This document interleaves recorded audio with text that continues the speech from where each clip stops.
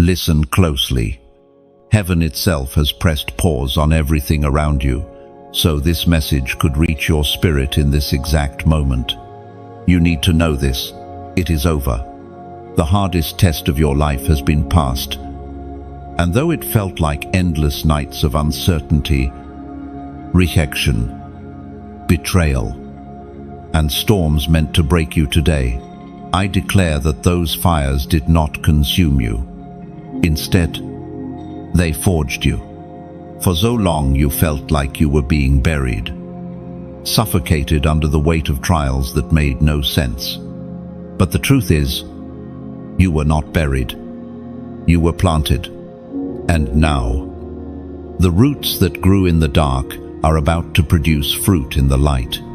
You are emerging, not as the same person who crawled into that season of testing, but as one refined, elevated, and chosen to reign in the season now beginning. Every battle was evidence that you carried something precious. Every rejection was a sign that your destiny terrified the enemy. Had you been ordinary, no resistance would have been sent against you. But you are not ordinary.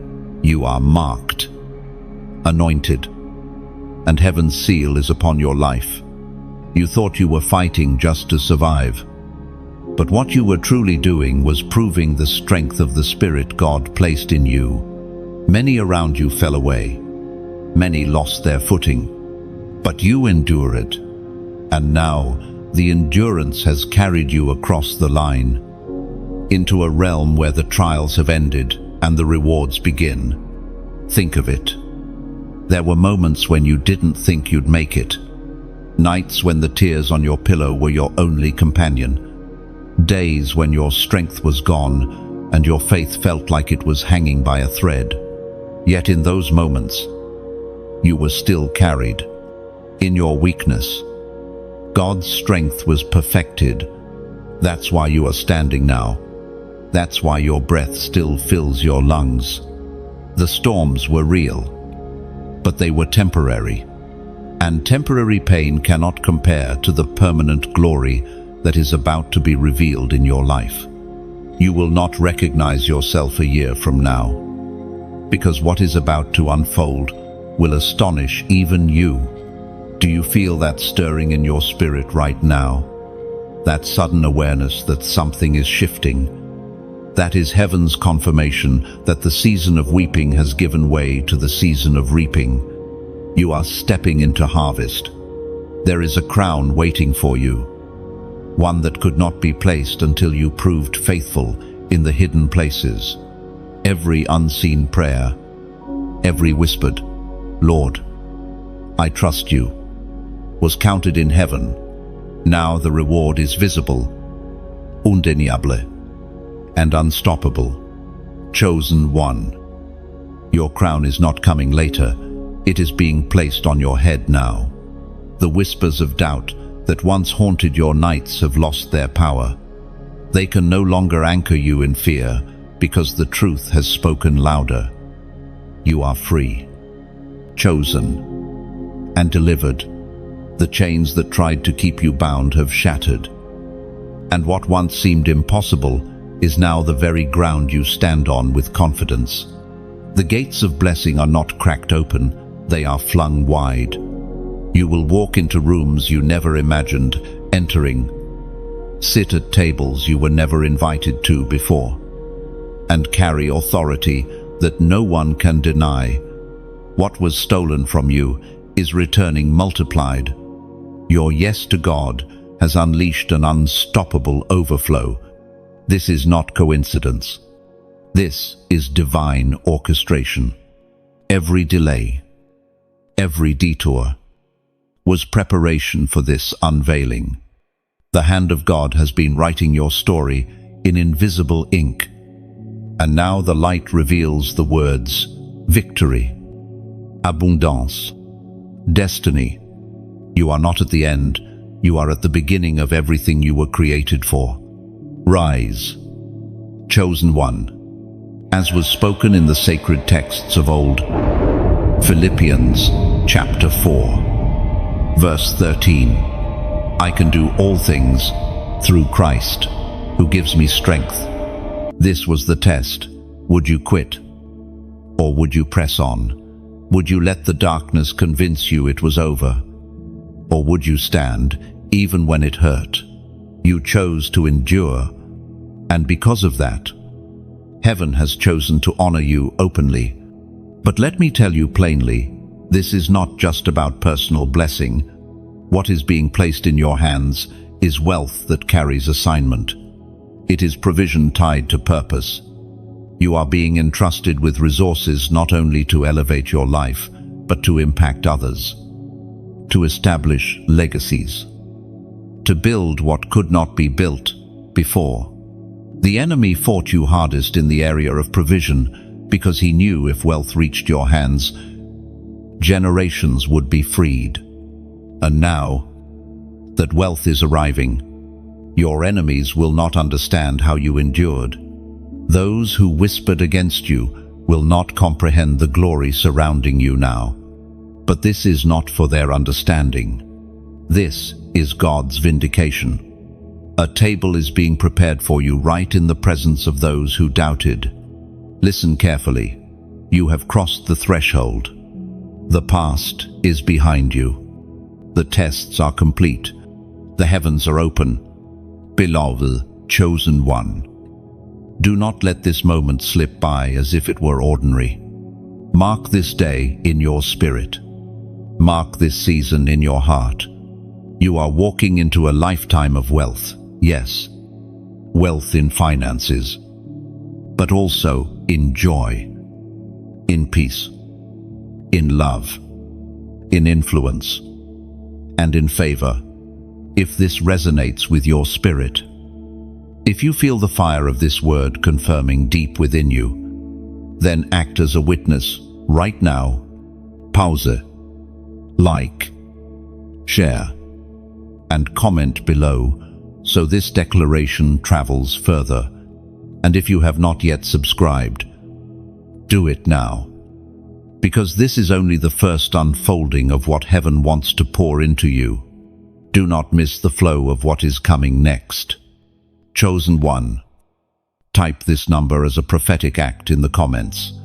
777, the seal of divine completion. This is the signal in the spirit realm that you are in agreement with heaven's decree. It is over.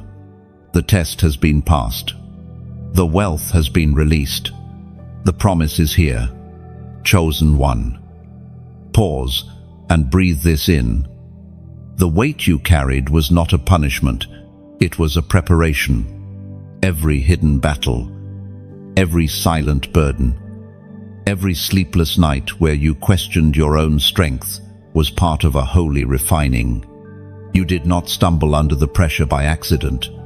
You were chosen to carry what others could not. And that load was shaping you for the abundance you are about to receive. The world saw you struggle and misjudged your silence. They thought your quiet meant weakness. They mistook your absence for defeat. But the truth is that God was pulling you away, not to punish you, but to strip away distractions and deepen your foundation in the unseen. You were being fortified. The weight you carried was the gymnasium of your spirit, building muscles that could not be developed in seasons of ease. Think of a tree planted by the waters. On the surface, you may see only stillness, but beneath the ground, roots are stretching deeper and wider, gripping tighter so the storm cannot uproot it. That is what was happening to you. The burdens pressed you down so your roots would hold fast. Without the weight, you would not have the resilience you carry today. You need to hear this clearly. Those who mocked you for being too sensitive, too intense, or too different, never realized that God had placed a mantle on you. It was not weakness, it was sensitivity to His Spirit. It was not intensity, it was anointing. The weight you bore was evidence that you were marked for something higher than ordinary survival. Chosen one, you must know that nothing you carried was wasted. Every betrayal that crushed your heart taught you discernment. Every disappointment carved out a deeper well of compassion. Every financial hardship trained you to steward resources wisely. Every lonely night shaped a strength in you that no applause could have given. These weights were chiseling your character into unshakable stone. Remember those seasons when you had no one to turn to but God. The times when friends disappeared, when family couldn't understand, when counselors had no words for your pain. Those were not random. Those were divine appointments with your Creator. You were never truly alone. You were being held in the secret place where only heaven's eyes could see you. There were moments when you thought the weight would break you. The grief that pressed on your chest, the anxiety that stole your sleep, the endless responsibilities that drained your energy. But in truth, what was happening was a transfer of strength. You felt weak, but you were being infused with divine endurance. You thought you were failing, but heaven was writing the testimony that will silence the enemy forever. Chosen one. Understand this. Not everyone could carry what you carried. Others around you faced smaller storms and gave up. Yet you endured hurricanes. Why? Because you were being prepared for greater things. When God places weight on a chosen vessel, it is only because He knows what is inside. He trusts you with challenges because He has placed victory within you. Think of soldiers in training. The heaviest packs are given to the strongest. The hardest drills are reserved for those who will be leaders. The weight you bore was not because you were the weakest, but because you were among the strongest. Heaven recognized the fortitude within you before you did. Now, as you step into the light, you will see that every ounce of pain was a down payment for glory. Even your tears were not wasted. Scripture reveals that God bottles every tear, each one a testimony before His throne. Those tears watered the soil of your destiny. While you thought they were evidence of despair, in reality, they were seeds of harvest. Your weeping was not in vain. It was birthing joy that is now unstoppable. Chosen one. The heaviness also revealed what was true and what was counterfeit. Those who abandoned you under pressure showed you they were never meant to walk with you into this next season. Those who misunderstood your pain revealed their own lack of depth. And those who stood by you quietly proved they were assigned by heaven to be part of your destiny. The weight was a filter that separated the genuine from the false. And through it all, your spirit has grown unbreakable. You may not feel it yet, but the strength you now carry is not the same as before. The weight you bore has placed authority in your voice. When you speak now, it carries power. When you walk into a room, you shift the atmosphere. This is not pride, it is the residue of endurance. You have been tested and proven. You see, wealth without weight would have destroyed you. Influence without endurance would have crushed you. If the blessing had come before the refining, you would not have known how to hold it.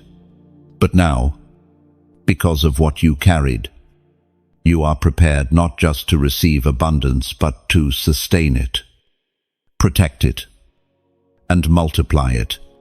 Beloved, chosen one, do not despise the memories of what you carried. They are not reminders of defeat, but proof of victory.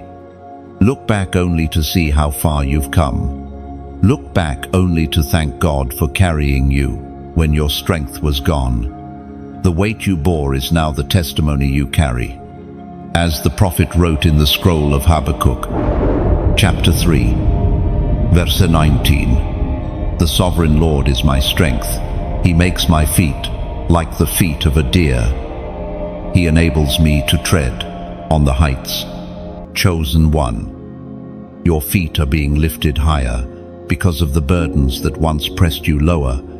You are walking into heights that eyes have not seen and ears have not heard.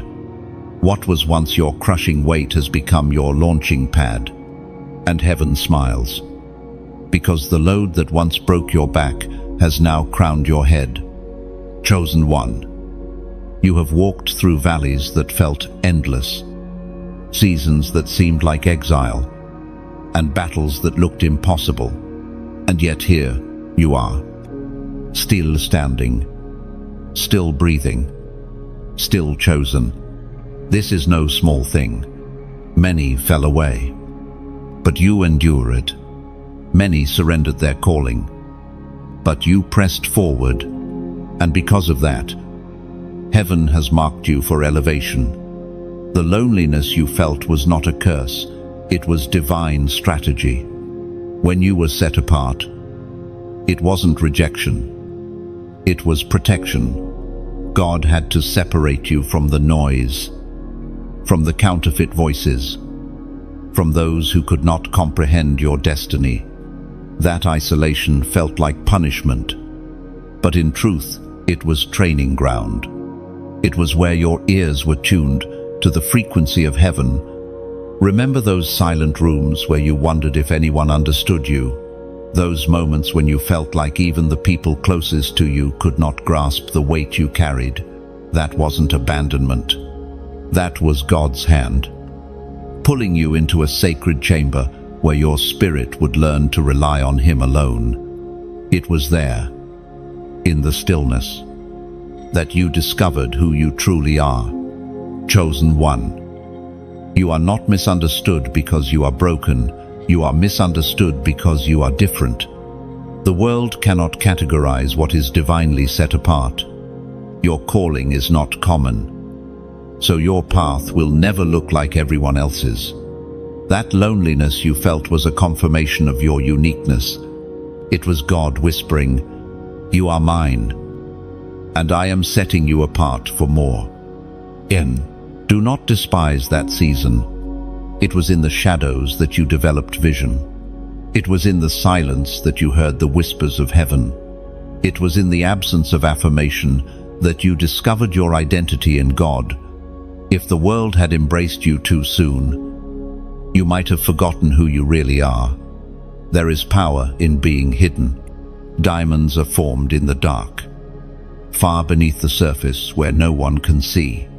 Seeds sprout underground before they ever break through the soil.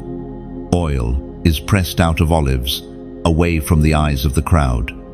In the same way, your loneliness was a cocoon.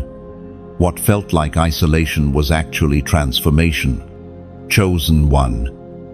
You are about to emerge from that hidden place with wings stronger than you knew you had.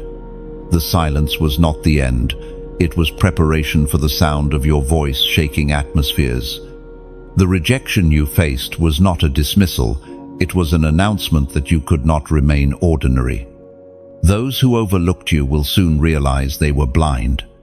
Those who underestimated you will see the greatness that was hidden in plain sight.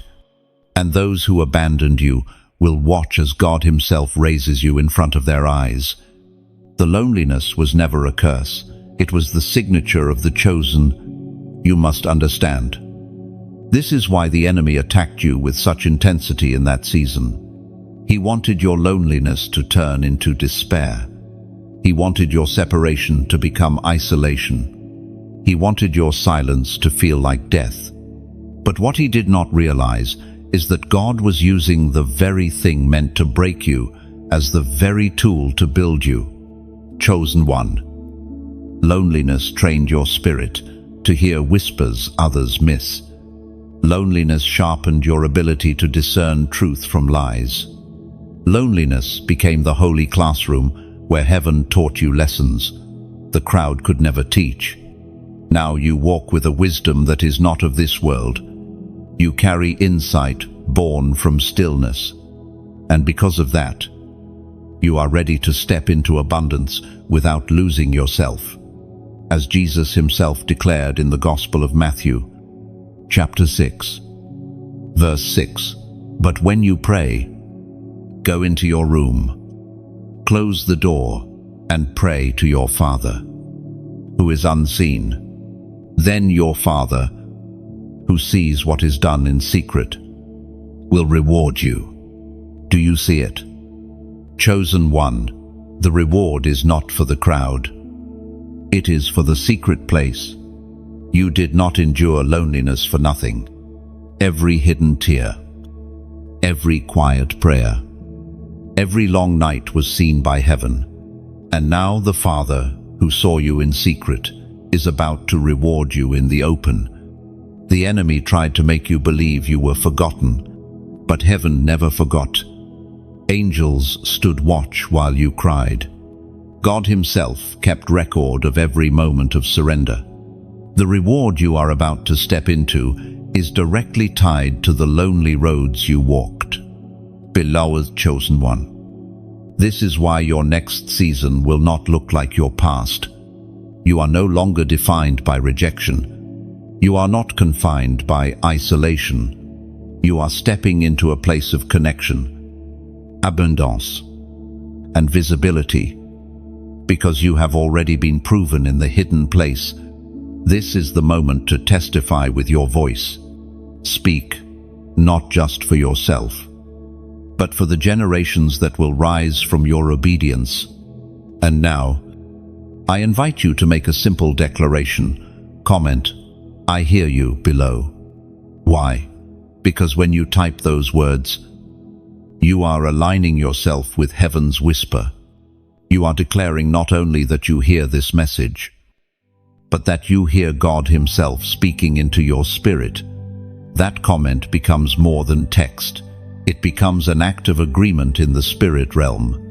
When you say, I hear you, you are telling heaven that you recognize the season has shifted.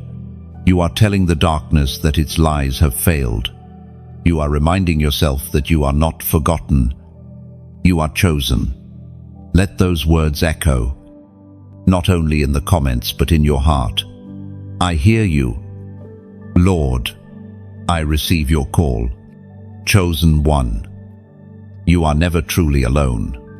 What was once a chamber of silence is now a birthplace of destiny. The world is about to hear the sound of your rise. But heaven heard you long before, and now the Father who heard your whispers is responding with reward. Chosen one. Remember the storms that raged against you, the attacks that seemed relentless, the obstacles that appeared one after another. As if life itself had turned into a battlefield, you must know this. Every attack was evidence of your assignment. The enemy does not waste energy on what poses no threat. The very fact that you faced such opposition was confirmation of the light you carry. There were moments when you wondered, why me? Why does it feel like everything is against me? But hear this truth. The pressure was not a punishment. It was a proclamation.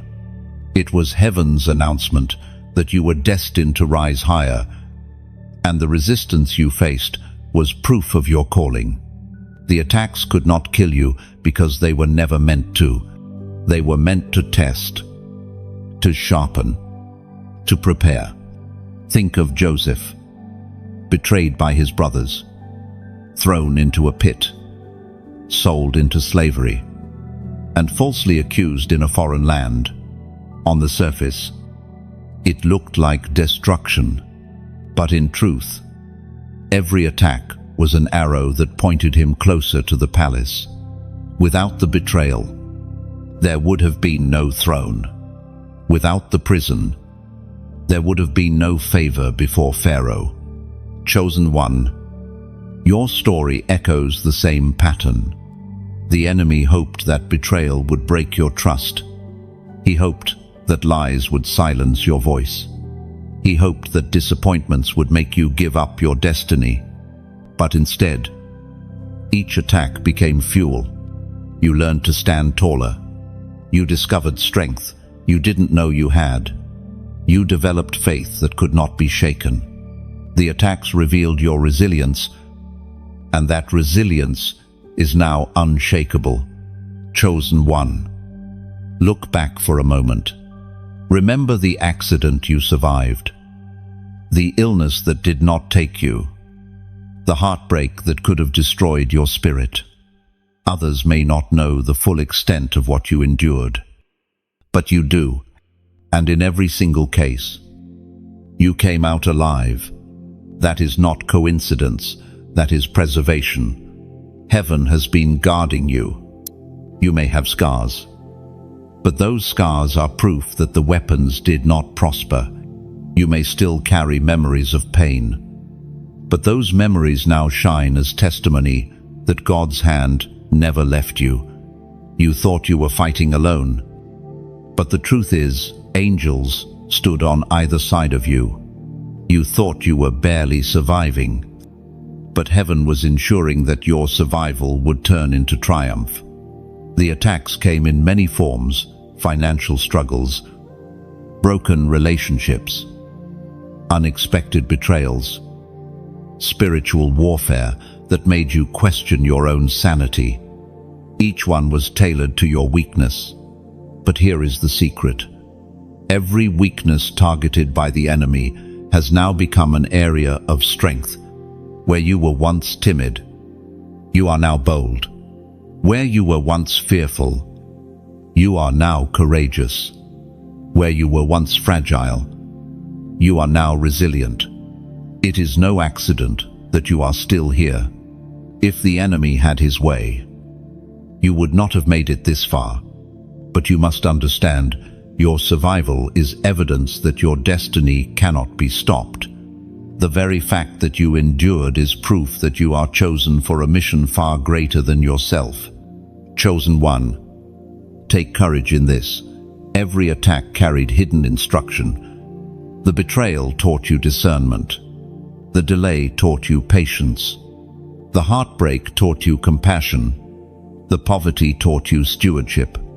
And the loneliness taught you to depend on God. Nothing was wasted.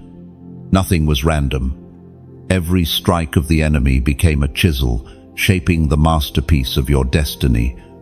The attacks also served another purpose. They revealed your authority. The enemy does not fight what he already owns. He fights what he fears. That relentless opposition was not evidence of your weakness, but of your power. You are a threat to the darkness, not because of what you own, but because of who you are. And though you felt at times that your life was crumbling, the truth is that heaven was building. Attacks exposed what was fragile. Yes, but only so God could replace it with what is eternal. The storm swept away false foundations and left only what was unshakable. And now, as you stand on bedrock that cannot be moved. Chosen one, you must also see this. The attacks prepared the stage for your testimony. Without trials, there is no triumph. Without storms, there is no calm.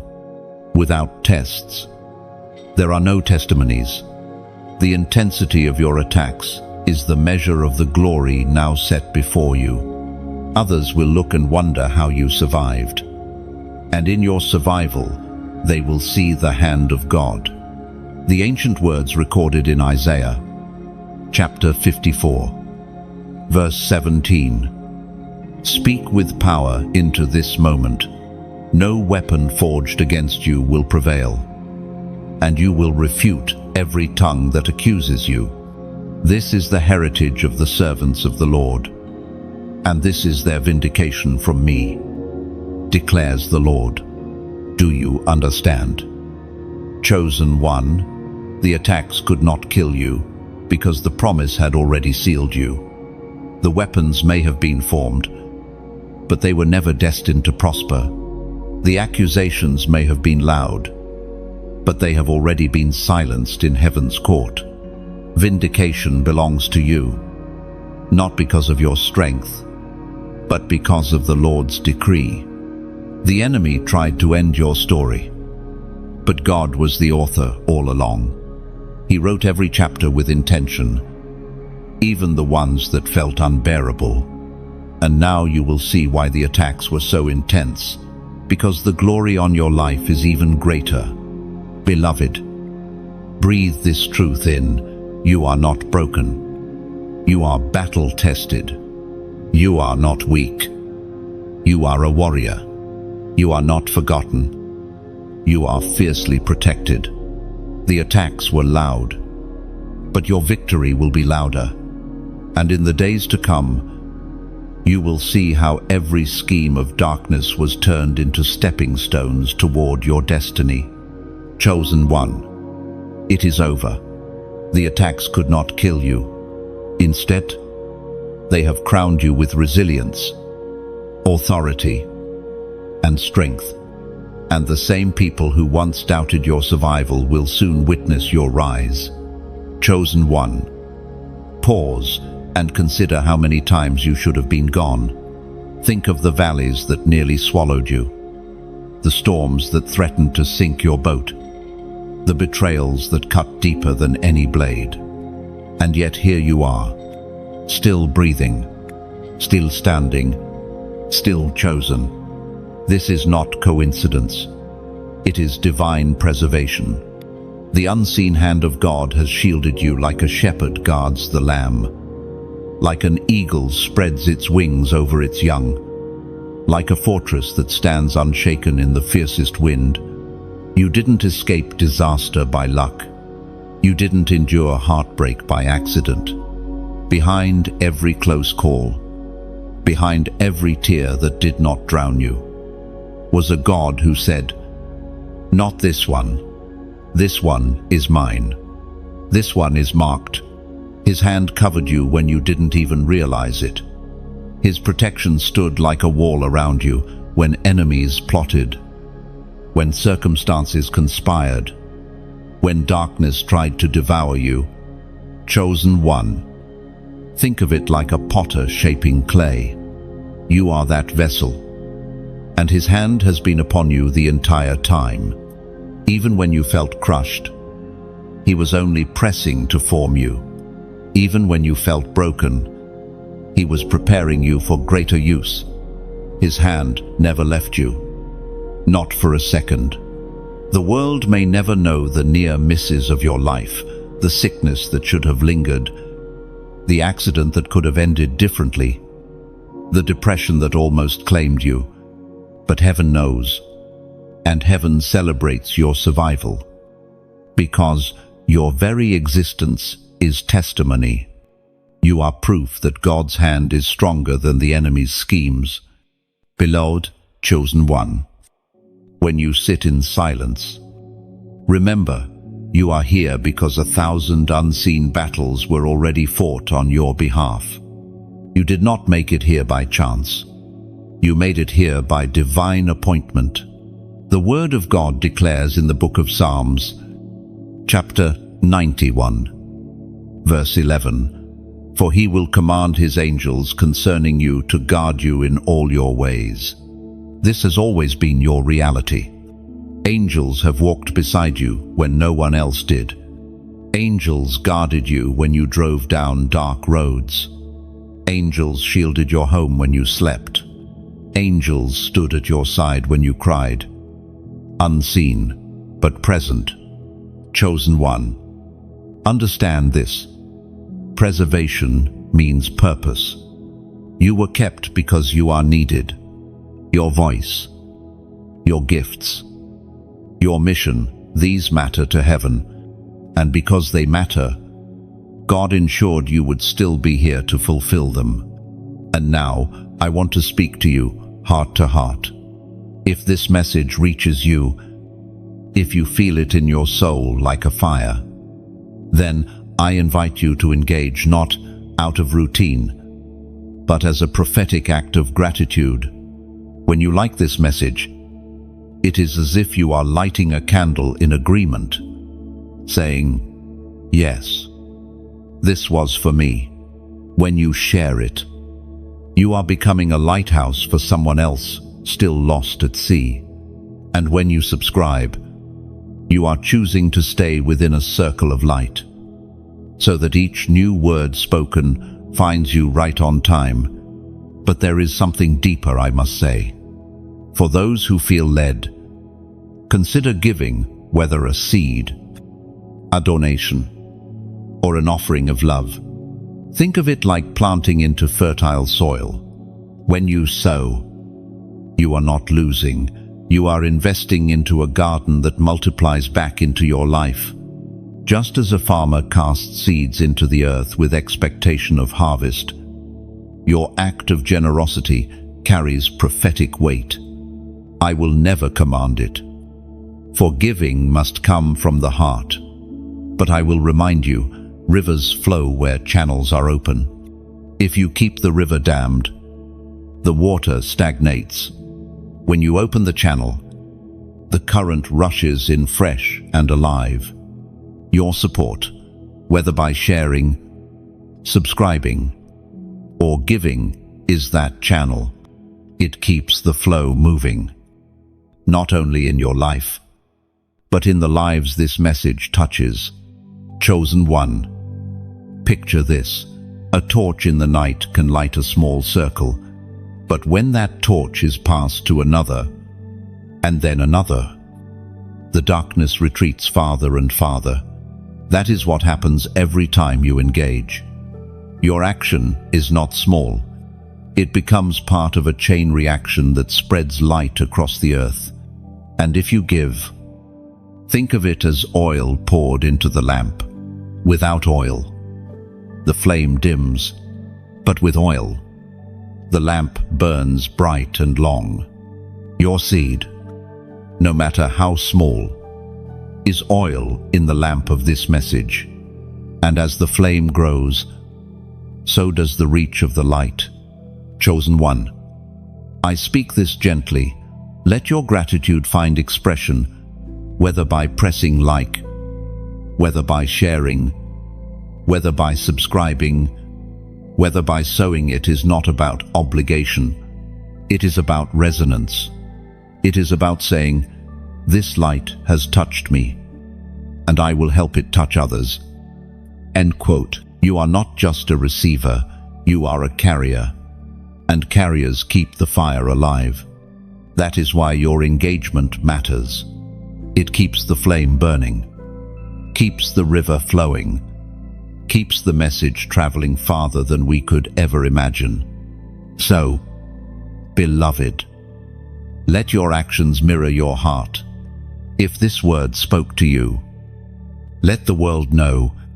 If this message reminded you of God's hand on your life, let it become a testimony others can see. And if you feel led to give, give with joy, knowing you are adding oil to a lamp that will never go out. The same God who preserved you yesterday will bless every step you take today. The same hand that shielded you will multiply the seeds you plant. You have been chosen, preserved, and now you are positioned not just to receive, but to ignite. Chosen one. The preservation over your life is not random. It is the evidence that your mission is not yet complete. And as you step forward into this new season, may your gratitude become action, and may your action multiply the light. Chosen one. Can you sense it? Something in the air has shifted. The heaviness of yesterday no longer clings to you. The endless cycles of delay, disappointment, and detours have reached their expiration. This is not your imagination. This is divine reality. Heaven has declared that the chapter of endless struggle is finished, and a new chapter has already begun. Completion carries its own fragrance. It feels like rest after the storm, like sunrise after the longest night. And right now, that fragrance surrounds your life. You are stepping into what prophets of old described as the fullness of time. That phrase means the moment when everything aligns, when the waiting is over, and the promise becomes visible. Chosen one. This is your fullness of time. You may have felt stuck for years, circling the same mountain, repeating the same lessons. But listen carefully, that cycle has been broken. When heaven speaks, enough, the wilderness loses its grip. When God calls finished, no enemy, no curse, no generational weight can keep you bound. You are crossing over. Chosen one. Let's look back for a moment. Doors closed on you unexpectedly. People walked away without reason. Opportunities slipped through your fingers. At the time, it felt like loss. But in reality, those were signals that the old season had died. God was protecting you from carrying dead weight into a living promise. And look closer. Have you noticed how things that once drained you no longer have power over you? Old temptations have lost their appeal. Habits that once felt unbreakable are falling away. Your heart feels lighter. Your spirit stronger. These are prophetic markers that the refining process is complete. What was meant to bury you has instead transformed you. Chosen one. Your spirit has grown. You can sense danger before it comes. You discern lees faster. You no longer crave what once enslaved you. That is evidence of maturity. And maturity is the signal that heaven has declared the test is complete. The ancient words recorded in the book of Ecclesiastes, chapter 3, verse 1. Speak directly into your moment. There is a time for everything, and a season for every activity under the heavens. This is your time. This is your season. No delay can cancel it. No darkness can deny it. The season of struggle is over, and the season of abundance has begun. Chosen one. Do not minimize this. What you are experiencing is not ordinary. The sudden shifts, the strange peace, the unexpected clarity, these are divine confirmations that heaven has turned the page. You are no longer bound to yesterday's struggles. Now, let me tell you something powerful. Your agreement is crucial in this moment. Heaven's decree has already been spoken, but your voice activates it in your life. Agreement in the spirit realm accelerates manifestation in the natural. That is why I am inviting you into a prophetic act right now. Type this number in the comments. 8,888. Why 8,888? Because it is the number of new beginnings multiplied. 18 means a fresh start. But when it is repeated, it speaks of overflowing beginnings, abundance upon abundance, cycles of renewal that cannot be stopped. By declaring 8,888, you are testifying, I step into new beginnings. Not just one, but multiplied. I receive the overflowing future. Heaven has prepared. All out. Chosen one. Don't underestimate this simple act.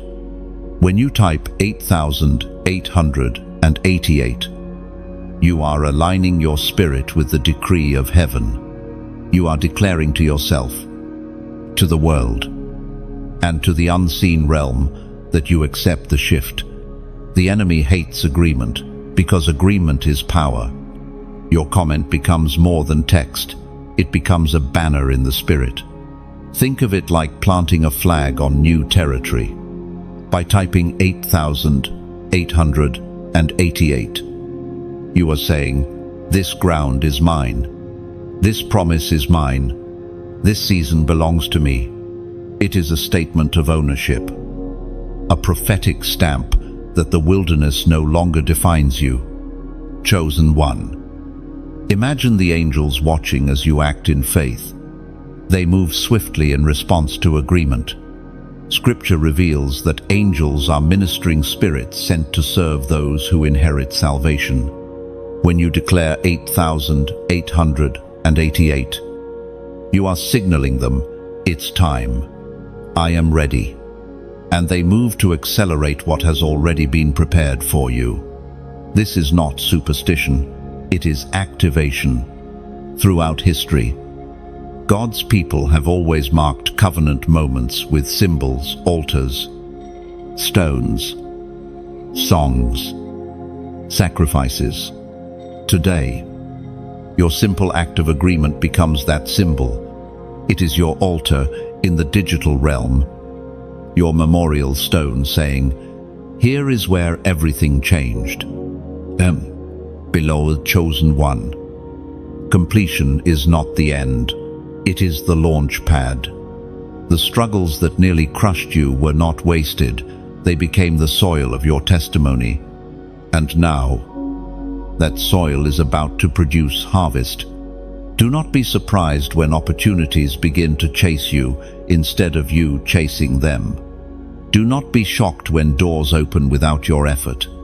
Do not doubt when favor falls on you so strongly that even your enemies must acknowledge it. This is the fruit of completion. Chosen one. Understand this. You are not stepping into just enough. You are stepping into overflow. The God who preserved you does not bless halfway. He blesses in fullness. Your completion signals not only the end of pain, but the beginning of wealth. Wealth in resources, in influence, in peace, and in joy. So lift your head, because shame cannot follow you into this new season. Fear cannot cross this threshold. Doubt cannot survive in this new air. The wilderness cannot reclaim you. Heaven has stamped your life with a decree. Complete, finished, done. And on the other side of that stamp lies only abundance. Chosen one, you are free to breathe deeply, free to dream again, free to walk boldly, free to live without chains. This is your time. This is your season. Declare it. Own it. Step into it fully. And let your comment of 8,888 be the key that seals this truth in your life. It is more than numbers, it is a prophetic shout. My new beginning is now. Chosen one. You need to remember something very important. You were never ordinary. From the beginning, there was a mark on your life that made you stand out. Even when you tried to blend in, your uniqueness has always been a signal to the spirit realm. The darkness recognized the light in you before you even understood it yourself. That is why battles came early. That is why you have often felt different. Your greatness was hidden for a time, not because it wasn't there, but because God wanted it concealed until the right season. Hidden greatness is like treasure buried in the earth. Its value does not diminish simply because it is unseen. In fact, the concealment preserves its worth until the moment it is meant to be revealed. You are that treasure. Chosen one. Think back to your childhood. Even then, there were signs. Maybe you sensed things others couldn't. Maybe you carried a depth of thought or sensitivity that others around you mocked or misunderstood. Perhaps you always felt like you didn't quite fit. Even in groups that welcomed you, that inner dissonance was not a flaw. It was heaven's way of setting you apart. Chosen one. The enemy noticed it too. He saw the glow on your life and tried to dim it. That is why attacks came before you even had words to explain them. He thought that if he could break you early, he could prevent the greatness inside you from awakening. But what he failed to see was that the very trials meant to destroy you became the soil where your hidden greatness grew stronger. Consider the seed again. When buried in darkness, it does not cease to exist. It does not lose its potential. In fact, it begins its most important transformation underground, unseen. Your life has mirrored this. Seasons of hiding were not wasted. While others thought nothing was happening, your roots were stretching deep. You were being built from the inside out. Chosen one. Greatness is not about titles, applause, or visibility. It is about carrying something divine that shifts atmospheres. Your greatness is not defined by the stage you stand on, but by the light you carry. And that light terrifies darkness. Wherever you go, it exposes lies, reveals truth, and disrupts evil's agenda. Have you ever wondered why certain people became uncomfortable around you without reason, or why others projected jealousy, even when you were simply being yourself? That discomfort is not about you personally, it is about the light you carry. Darkness is unsettled by light. Your very presence is prophetic, even when your lips are silent. Chosen one, do not shrink back from that. For too long, you may have tried to minimize yourself to keep others comfortable. You dimmed your voice, silenced your vision, and pretended to be smaller than you are. But this is the moment where heaven calls you higher. You cannot hide what was never meant to be hidden. The greatness inside you was planted by God Himself. No enemy can uproot it. No mistake can cancel it. No delay can erase it. It may have been hidden, but it has never been lost. And now, in this season, it is coming forth with undeniable clarity. The Apostle reminds us in his letter to the Corinthians, chapter 2, verse 9, what no eye has seen, what no ear has heard, and what no human mind has conceived, the things God has prepared for those who love Him. This verse is your mirror. People have not yet seen what is inside you. Even you have not fully grasped it. But heaven has already prepared the unveiling. What is hidden in you will soon shock even those who thought they knew you best. Chosen one, your hidden greatness has purpose. It is not for your ego. It is not for worldly applause. It is for impact. Nations are waiting for what you carry. Families will be healed by your obedience. Communities will shift because of your words. Chains will break because of your presence. What is inside you is not small, it is generational. But here is what you must remember. Hidden greatness requires stewardship. When gold is discovered, it must be refined. When oil is pressed from olives, it must be purified. When diamonds are unearthed, they must be cut. Your journey of fire, of pain, of waiting, was that process. And now you stand as a refined vessel, ready to carry the weight of glory. Chosen one, you are entering a season where you will no longer doubt yourself. The questions that haunted you, am I really called? Do I really have a purpose? Can I truly make a difference? Those questions are being silenced. The evidence of God's hand on your life will be too clear to ignore, and it will not just be others who recognize it, you will recognize it too. Confidence will rise in you, not as arrogance but as awareness. You will walk into rooms with the quiet assurance that you are sent. You will speak words that carry undeniable authority. You will make decisions guided not by fear, but by wisdom. Chosen one, your hidden greatness is your inheritance. The world cannot give it to you, and the world cannot take it away. It is heaven's deposit in your soul, and in this season, heaven is unlocking it. The key has turned. The door has opened, And what was once hidden is about to shine for all to see. You will no longer apologize for who you are. You will no longer shrink to fit. You will no longer delay your obedience out of fear. The greatness in you is needed now, and heaven has declared, this is the moment. Beloved, hold this truth close. You are not stepping into greatness. You are revealing greatness.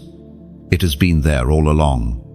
And as it unfolds, may you remember that it was God who planted it, God who preserved it, and God who now reveals it. Chosen one. You have often wondered why your path was so difficult, why the trials seemed so fierce, and why your suffering was deeper than others could understand. It is because you were placed in the furnace of refinement. Fire is not meant to destroy the chosen, it is meant to purify. And though it felt unbearable at times, the flames were forging you into something unshakable. Consider gold. When it is first found, it is surrounded by dirt, mixed with impurities, unrecognizable in its raw state. But when it passes through the fire, every impurity melts away, and the pure treasure emerges. Chosen one, you are that gold. The furnace you endured was not evidence of rejection, it was evidence of value. God saw treasure in you, and the only way to reveal it was to let the fire burn away what did not belong. This is why your journey has felt more painful than most. Others around you seem to walk in ease, while you carried weight after weight. It was not because you were cursed, it was because you were chosen. The higher the calling, the hotter the fire, the deeper the destiny, the more intense the refining. Heaven knew what you were being prepared for, even when you didn't. Chosen one. Fire does not ask permission. It consumes everything it touches. But for you, it did not consume your essence. It consumed only what was false. Every insecurity, every dependency, every false identity was stripped away in the furnace. You wept because you thought you were losing yourself. In reality, you were discovering who you really are. Think of the 3 Hebrew boys in Babylon: Shadrach, Meshach, and Abednego. They were thrown into a blazing furnace for refusing to bow to false gods. The fire was so hot that it killed the soldiers who threw them in. And yet, when the king looked inside, he saw not 3, but 4 men, walking unharmed. The 4th, looking like the Son of God. The fire did not burn them, it burned the ropes that bound them. Chosen one. The same has been true for you. The furnace did not destroy you, it destroyed your chains. Do you see it now? The very environment that was meant to break you became the environment that freed you. Your hardships have birthed freedom. Your fire has birthed purity. And now, like refined gold, you shine with a radiance that could not have been earned in any other way.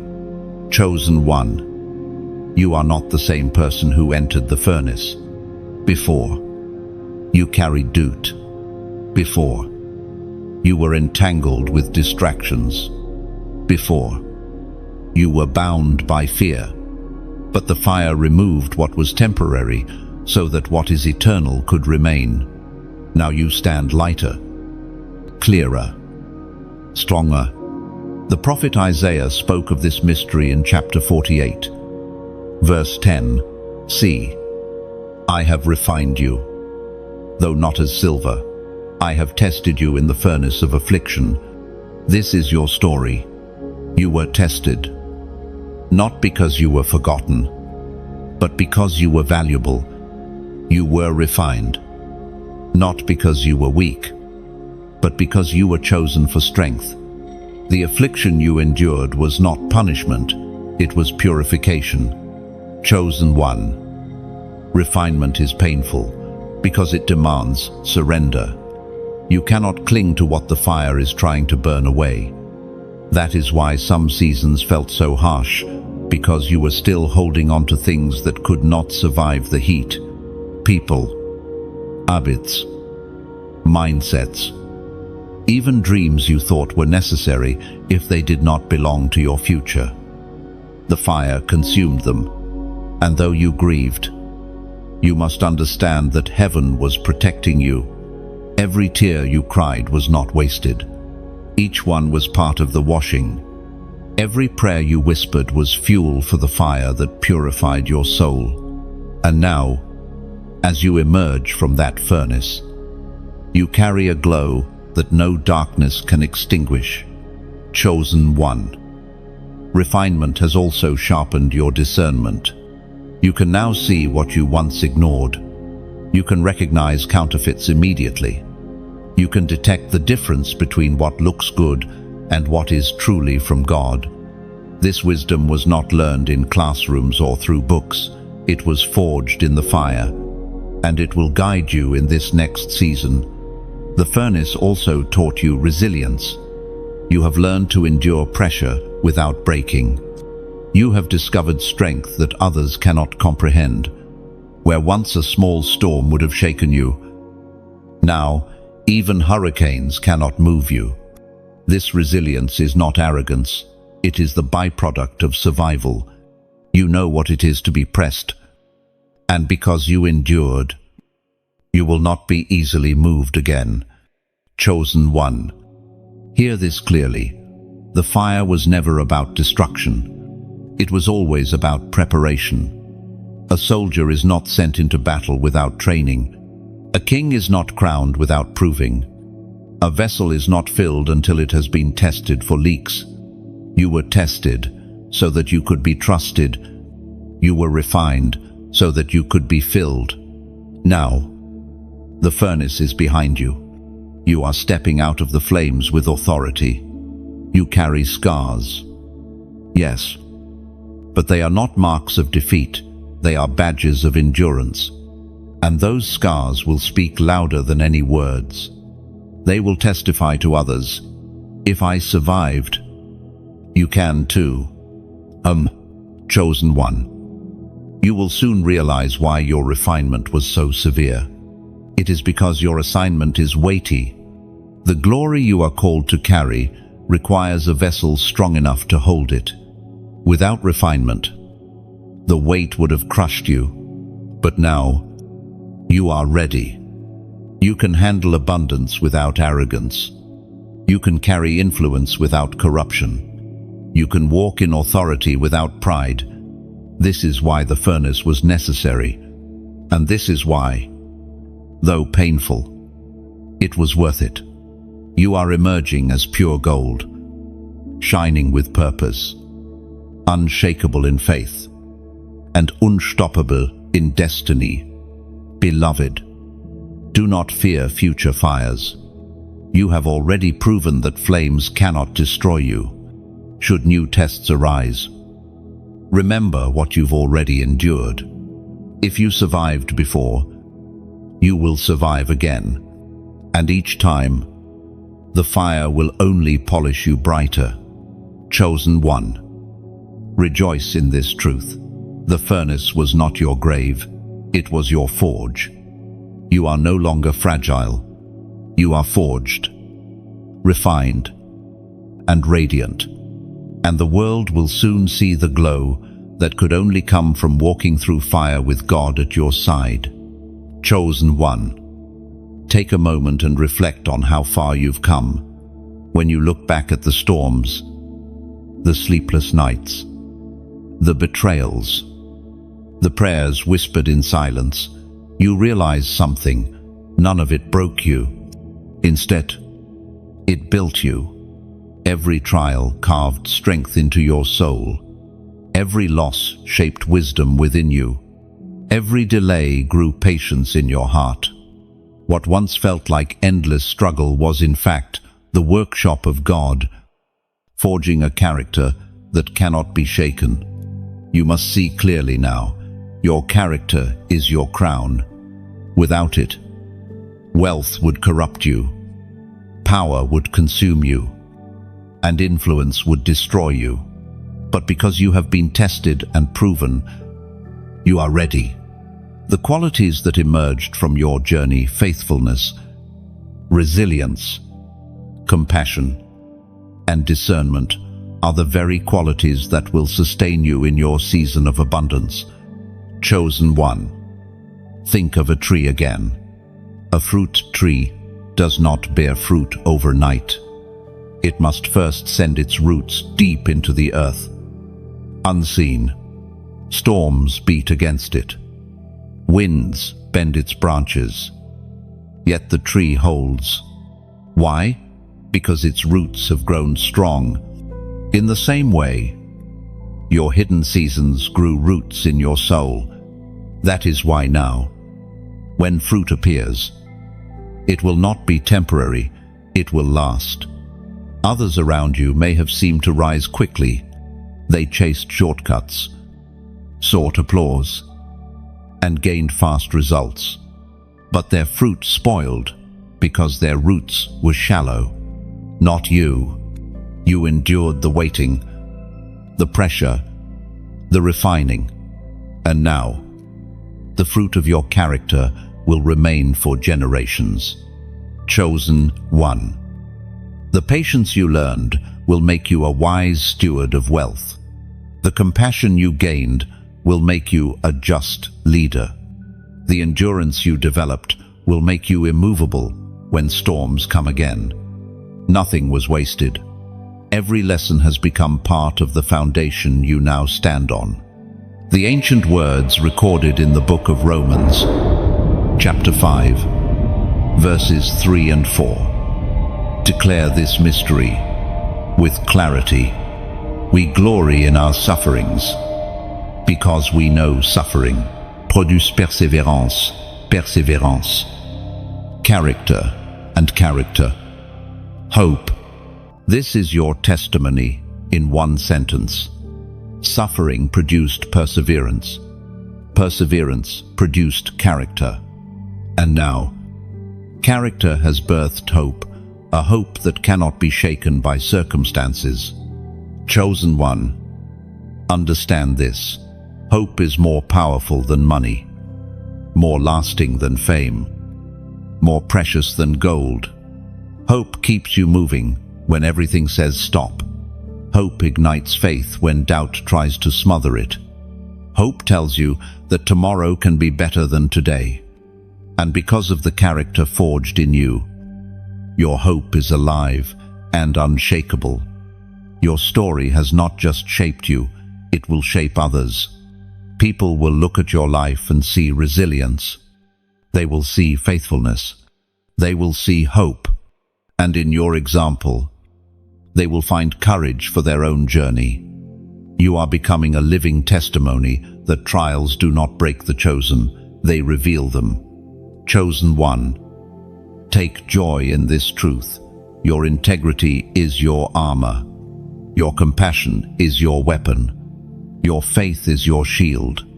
Your endurance is your sword.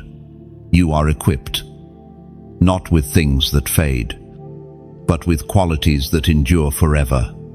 And these qualities are more valuable than any crown made of gold. Think about the betrayals that wounded you. They taught you discernment. Think about the poverty that weighed on you. It taught you stewardship. Think about the loneliness that pressed on you. It taught you intimacy with God. Every painful moment became a teacher. And now you carry wisdom that no book could have given you. Chosen one, you are ready for abundance, precisely because you know how to live without it. You will handle wealth with humility because you have known lack. You will lead with compassion because you have known rejection. You will shine with humility because you have walked through humiliation. The contrast of your journey has shaped you into a vessel capable of holding both glory and grace. Do you feel the difference in yourself? You no longer crumble at the first sign of trouble. You no longer depend on the approval of others to define you. You no longer chase validation from the world. That is the fruit of your character, and that fruit is sweeter than any temporary success. Chosen one. Heaven delights in this transformation. You are not who you once were. You have grown, matured, and risen above. Your voice carries weight now because it is rooted in truth. Your presence carries authority because it was born in fire. And your character speaks louder than any title or position ever could. Beloved, if your spirit resonates with this, I invite you to make a declaration. Comment these words below. I choose truth. Why this phrase? Because your entire journey has been about truth. Truth about who you are. Truth about who God is. Truth about what matters most. By declaring, I choose truth, you are aligning yourself with the very foundation of your new season. You are rejecting the lies that once bound you, the illusions that once distracted you, the fears that once silenced you. You are affirming that your life is built on what is eternal, not on what is temporary. When you type, I choose truth, you are saying, I choose character over convenience. I choose integrity over compromise. I choose purpose over popularity. I choose the eternal over the fleeting. And heaven hears that declaration. It becomes a banner over your life. Chosen one. This is not just about words, it is about identity. You are a carrier of truth in a world drowning in deception. You are a light that cannot be hidden, and every time you stand for truth, you strengthen not only yourself, but also those who look to you for guidance. Your trials proved you. Your perseverance shaped you. Your character sustains you. And now, your truth will guide you. This is who you are. Chosen one, not weak, not forgotten, not defeated, but refined, proven, and filled with unshakable hope. And soon, the world will see what heaven has always known, that your character is your crown, and your crown will never fade. Chosen one, you have reached a prophetic threshold. What was long delayed is now moving toward you with divine acceleration. You are stepping into what heaven has always promised, the transfer of wealth, not just wealth in money, though financial abundance will flow like a river, but wealth in wisdom, in relationships, in peace, and in influence. This is the season where what was stored up is finally being released into your hands. Think of a reservoir, dammed up for years. Rain falls. Rivers feed it. But the water cannot flow forward because the gates are locked. Then one day, at the appointed time, the gates are opened, and the water rushes forth with unstoppable force. Chosen one. That is your story. Every prayer you prayed, every tear you shed, every seed you planted, they all filled the reservoir. And now the gates have opened. This transfer is not random. It is fulfillment. Heaven has been holding your inheritance in safekeeping, waiting for the moment when your character could carry it. Wealth without wisdom destroys. Abundance without humility corrupts. But you have been tested, refined, and prepared. You can carry this without losing yourself. You can receive this without forgetting the giver. Chosen one.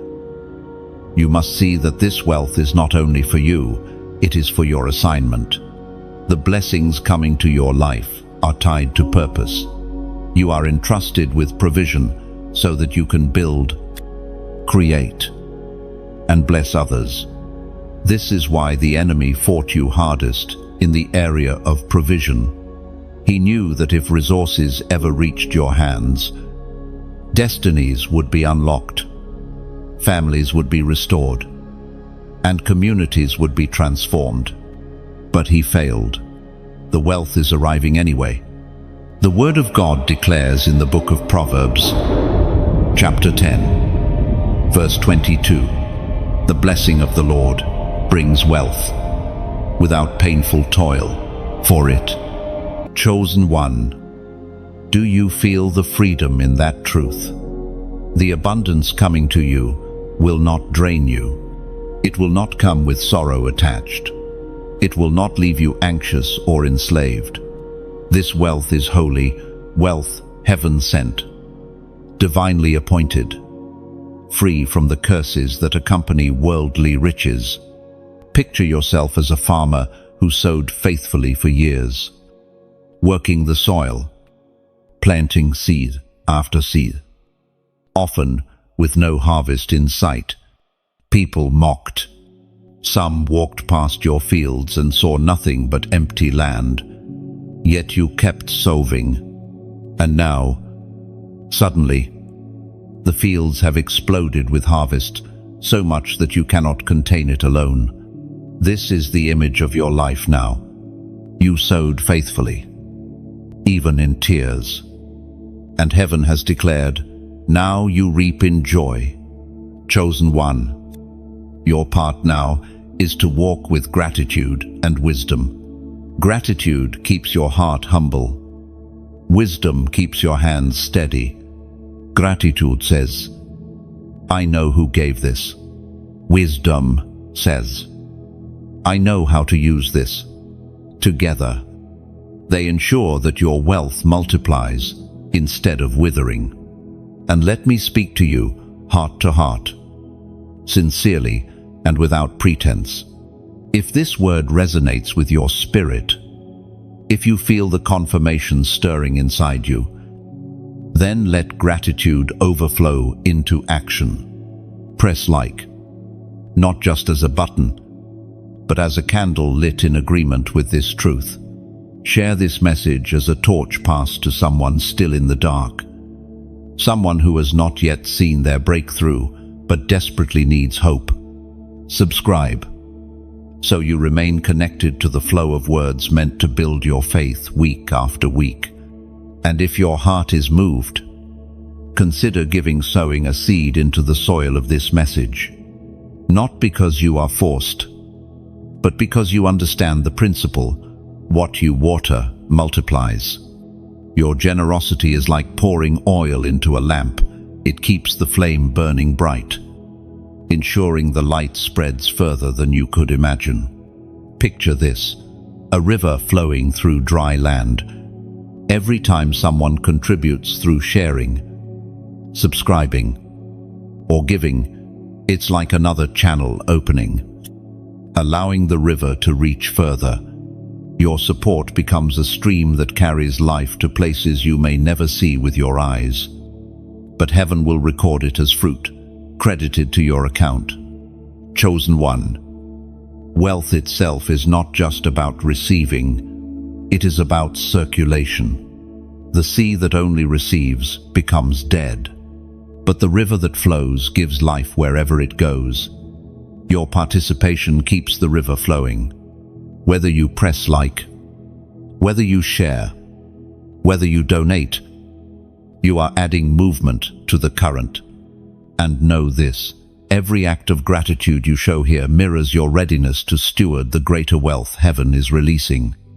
Faithfulness in little reveals readiness for much. When you give attention to the small, God entrusts you with the great. Beloved chosen one, do not underestimate the moment you are in. This transfer of wealth has been generations in the making. Prayers from ancestors you never met. Faithfulness from people who carried the baton before you, all of it is converging into your now. You are the one chosen to receive what others only dreamed of.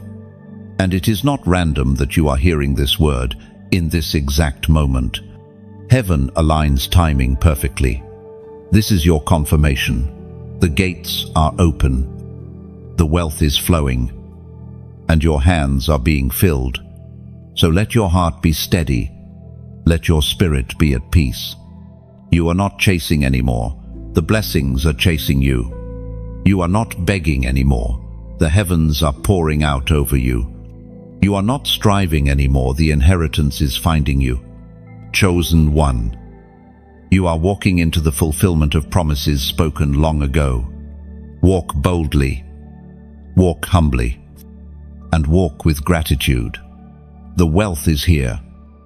And it will not only change your life, but countless lives through you. Chosen one. What you are stepping into now is not just personal blessing. It is generational inheritance. The wealth arriving in your life is not simply for you to enjoy it, is the manifestation of promises spoken long before you were born. The prayers of those who came before you, the sacrifices of ancestors who endured hardship, the faithfulness of those who sowed without ever seeing the harvest. All of it is converging into this moment. You are standing on ground, watered by the tears of many who came before you. This is why your journey felt so heavy. You were not carrying only your own battles. You were breaking cycles that stretched back generations.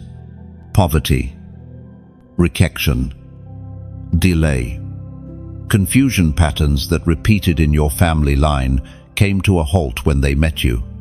It was not easy, because you were chosen to stand as the line breaker, the cycle shifter, the curse destroyer. What once ran freely through your bloodline has been stopped because you stood, chosen one. Understand this truth. Inheritance is more than land, more than wealth, more than property. Inheritance is spiritual. It is the transfer of blessings, promises, and mantles. Scripture shows us again and again that God keeps his covenant to 1,000 generations. That means prayers whispered centuries ago still echo in your life today. Your very existence is proof that heaven has not forgotten the covenant.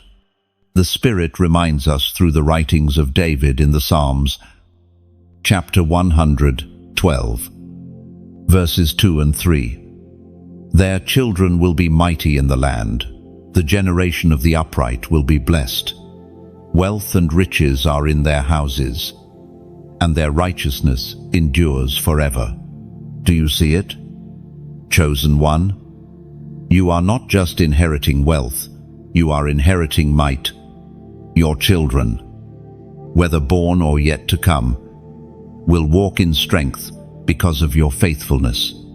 Your lineage will no longer be defined by lack, but by abundance. Your house will not be a place of sorrow, but of righteousness and blessing. Think about it.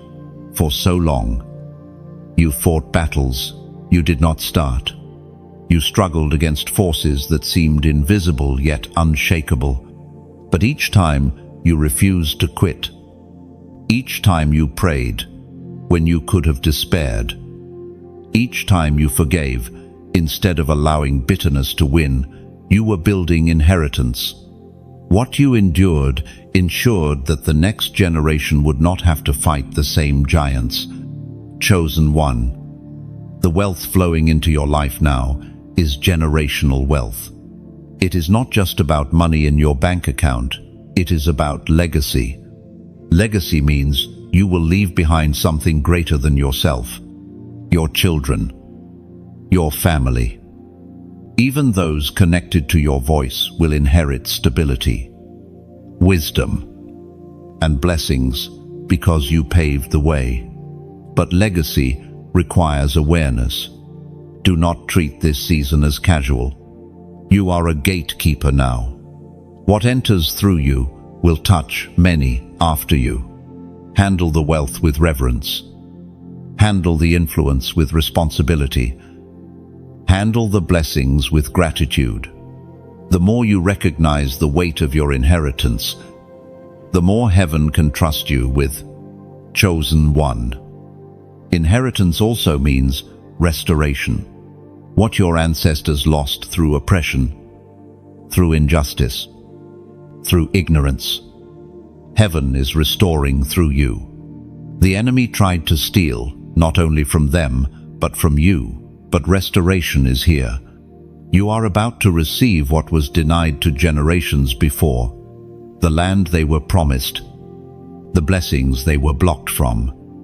The opportunities stolen. Heaven is repaying through you. Imagine a relay race.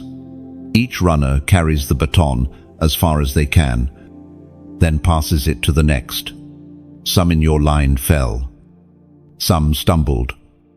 Some dropped the baton entirely. But heaven has placed it in your hand again. And unlike those before, you will not drop it. You will finish your leg of the race with strength. And because of you, the ones who come after will start ahead, not behind. Chosen one. This is why the fight was so intense. The enemy was not just attacking you, he was trying to prevent inheritance. He knew that if you broke through, the impact would echo for generations. That is why he tried to end you early.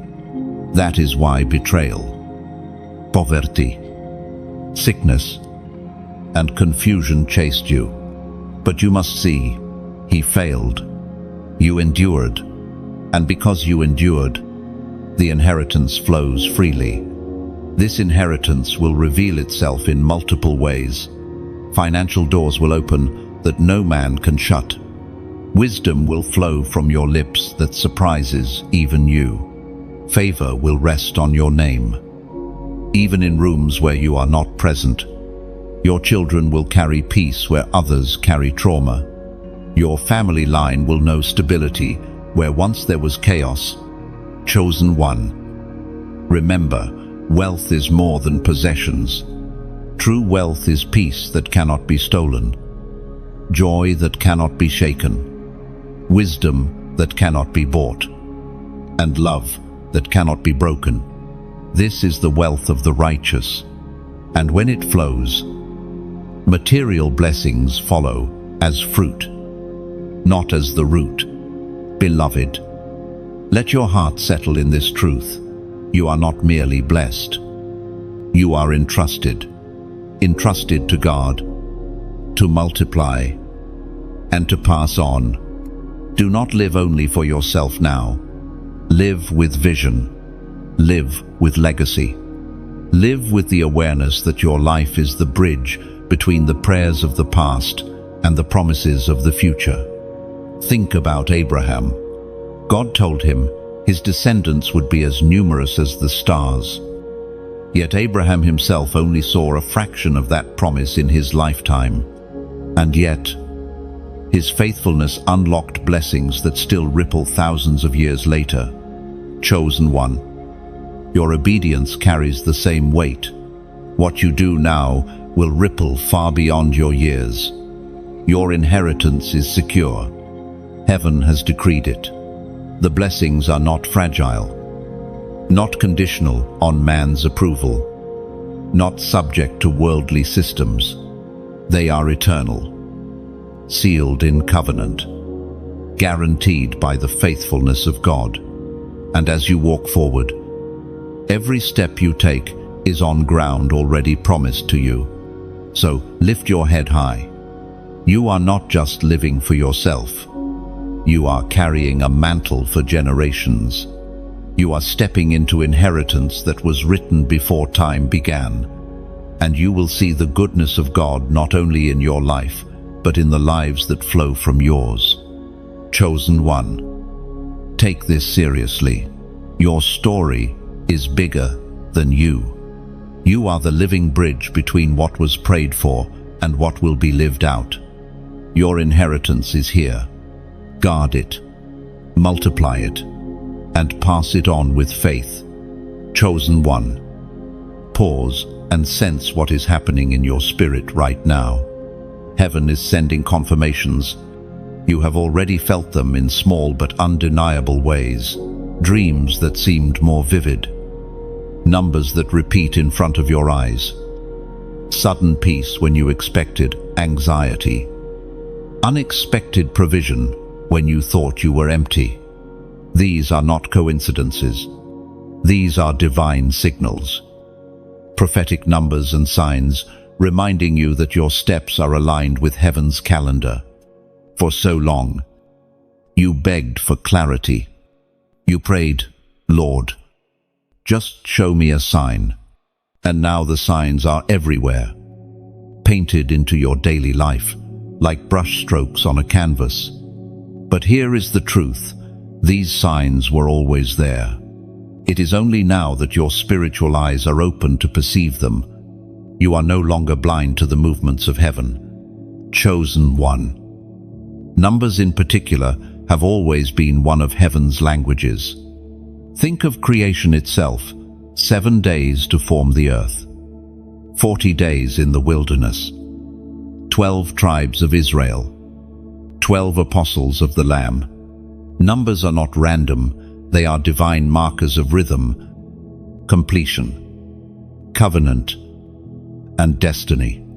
When a number repeats in your life, it is like a holy whisper.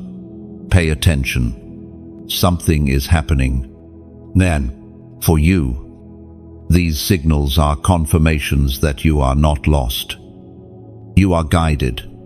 You are not forgotten. You are remembered. And every number carries a promise with it. Heaven has been teaching you through symbols so that you never forget. Your journey is divinely orchestrated. Think back. Have you not noticed repeating patterns? Perhaps the clock catching your eye at the same minute every day. Perhaps numbers on receipts that echo in your spirit. Perhaps dreams filled with sequences you cannot ignore. These are not mere accidents. They are heaven's codes, gently affirming, you are still on the path. Do not doubt. Keep walking. Chosen one. The confirmation of heaven is not given to everyone. Many wander blind because their hearts are closed. But because you are chosen, your spirit has been tuned like an instrument to hear heaven's melody in even the smallest details. You can sense what others ignore. That is your gift. That is your proof. The voice of God thunders through the sacred words of Deuteronomy, chapter 31, verse 6. Be strong and courageous. Do not be afraid or terrified because of them. For the Lord your God goes with you. He will never leave you nor forsake you. This verse is itself a confirmation. You feared being abandoned, yet heaven answers with certainty. You will never be left. Every sign you are seeing now, whether numbers, whispers, or divine encounters, is wrapped in this truth. You are not alone. You are guided, covered, and chosen. Beloved, the confirmations you are experiencing now are not meant to confuse you. They are meant to anchor you. Each time you see them, take them as reminders. The test is passed. The wealth is arriving. The doors are opening. Do not dismiss them. Do not overlook them. Lean into them with gratitude. Chosen one. Here is the prophetic act I invite you into now. To seal this moment. To align yourself openly with heaven's rhythm. Type this number in the comments. 444. Why 444? Because it represents stability, foundation, and the presence of God in every corner of your life. 4 corners of the earth, 4 winds of heaven, 4 walls of a dwelling. It is the symbol of being fully surrounded, fully grounded, fully kept. When you declare 444, you are saying, I am established. I am secured. I am not shaken. Do not underestimate this.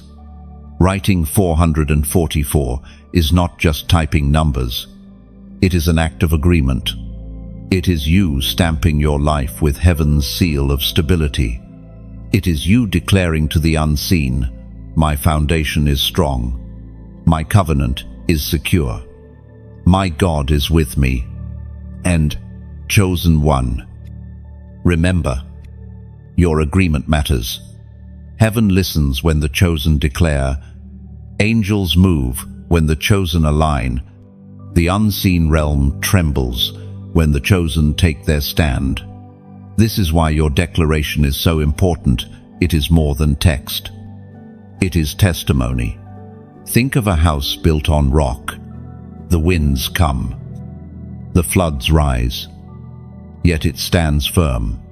That is the imagery of 444. It is not just new beginnings, not just completion, but the unshakable foundation upon which all blessings can rest. And that foundation is what you carry now. Chosen one. This is why your life feels different in this moment. The instability of yesterday is gone. The fear of falling has no hold. The uncertainty of tomorrow no longer paralyzes you, because heaven has confirmed, over and over, you are planted firmly. You are guarded fully. You are unshakable. Every time you see confirmation, whether numbers or other signs, pause and breathe it in. Let it remind you that you are not wandering. You are guided, that you are not rejected. You are chosen, that you are not lost. You are exactly where you need to be. Chosen one. Signs will continue to follow you, not because you need them to survive, but because heaven delights in showing you its fingerprints. Each confirmation will strengthen your faith. Each one will silence your doubt. Each one will remind you that the God who started this work in you will complete it. So walk boldly. The signs are everywhere. The confirmations are undeniable. And your foundation is unshakable. Declare it. Own it. Live it. You are chosen. You are guided. And you are secure. Chosen one. You must understand something profound about this moment. The table has already been set for you. Not a small table. Not one hidden away in obscurity, but a great banquet prepared in the presence of those who doubted you, those who mocked you, those who thought your journey would end in failure. The season of humiliation has been overturned into a season of honor. This is not about revenge. This is about vindication. The same mouths that spoke curses will have no choice but to witness your blessing. The same eyes that watched you suffer will now see you lifted. And though it may feel strange to think of abundance arriving where there was once lack, this is the way of heaven. It always completes the story with glory. Chosen one. Think of David. For years he was overlooked, ignored by his own family, left in the fields while others were considered for kingship. Yet it was he, the forgotten shepherd, whom God anointed, and later, after facing rejection and betrayal, he declared the truth in the Psalms. You prepare a table before me in the presence of my enemies. You anoint my head with oil, my cup overflows. Psalm 23, verse 5. That is your story too. The oil of anointing has already been poured on your life. The table has been prepared, and the overflowing cup is not far away. It is already in your hand. The table is symbolic of many things. First, it represents provision. For so long, you struggled with lack, counting pennies, stretching resources, living under the shadow of not enough. But the table before you is full food, drink, abundance. It is heaven's declaration. You will never beg again. You will never starve again. You will never lack again. Second, the table represents fellowship. At the table, relationships are restored. At the table, new connections are formed. For a season, you walked alone, misunderstood and rejected. But now, God is bringing the right people into your life. Not those who drain, but those who add. Not those who betray, but those who build. Your table will not be empty.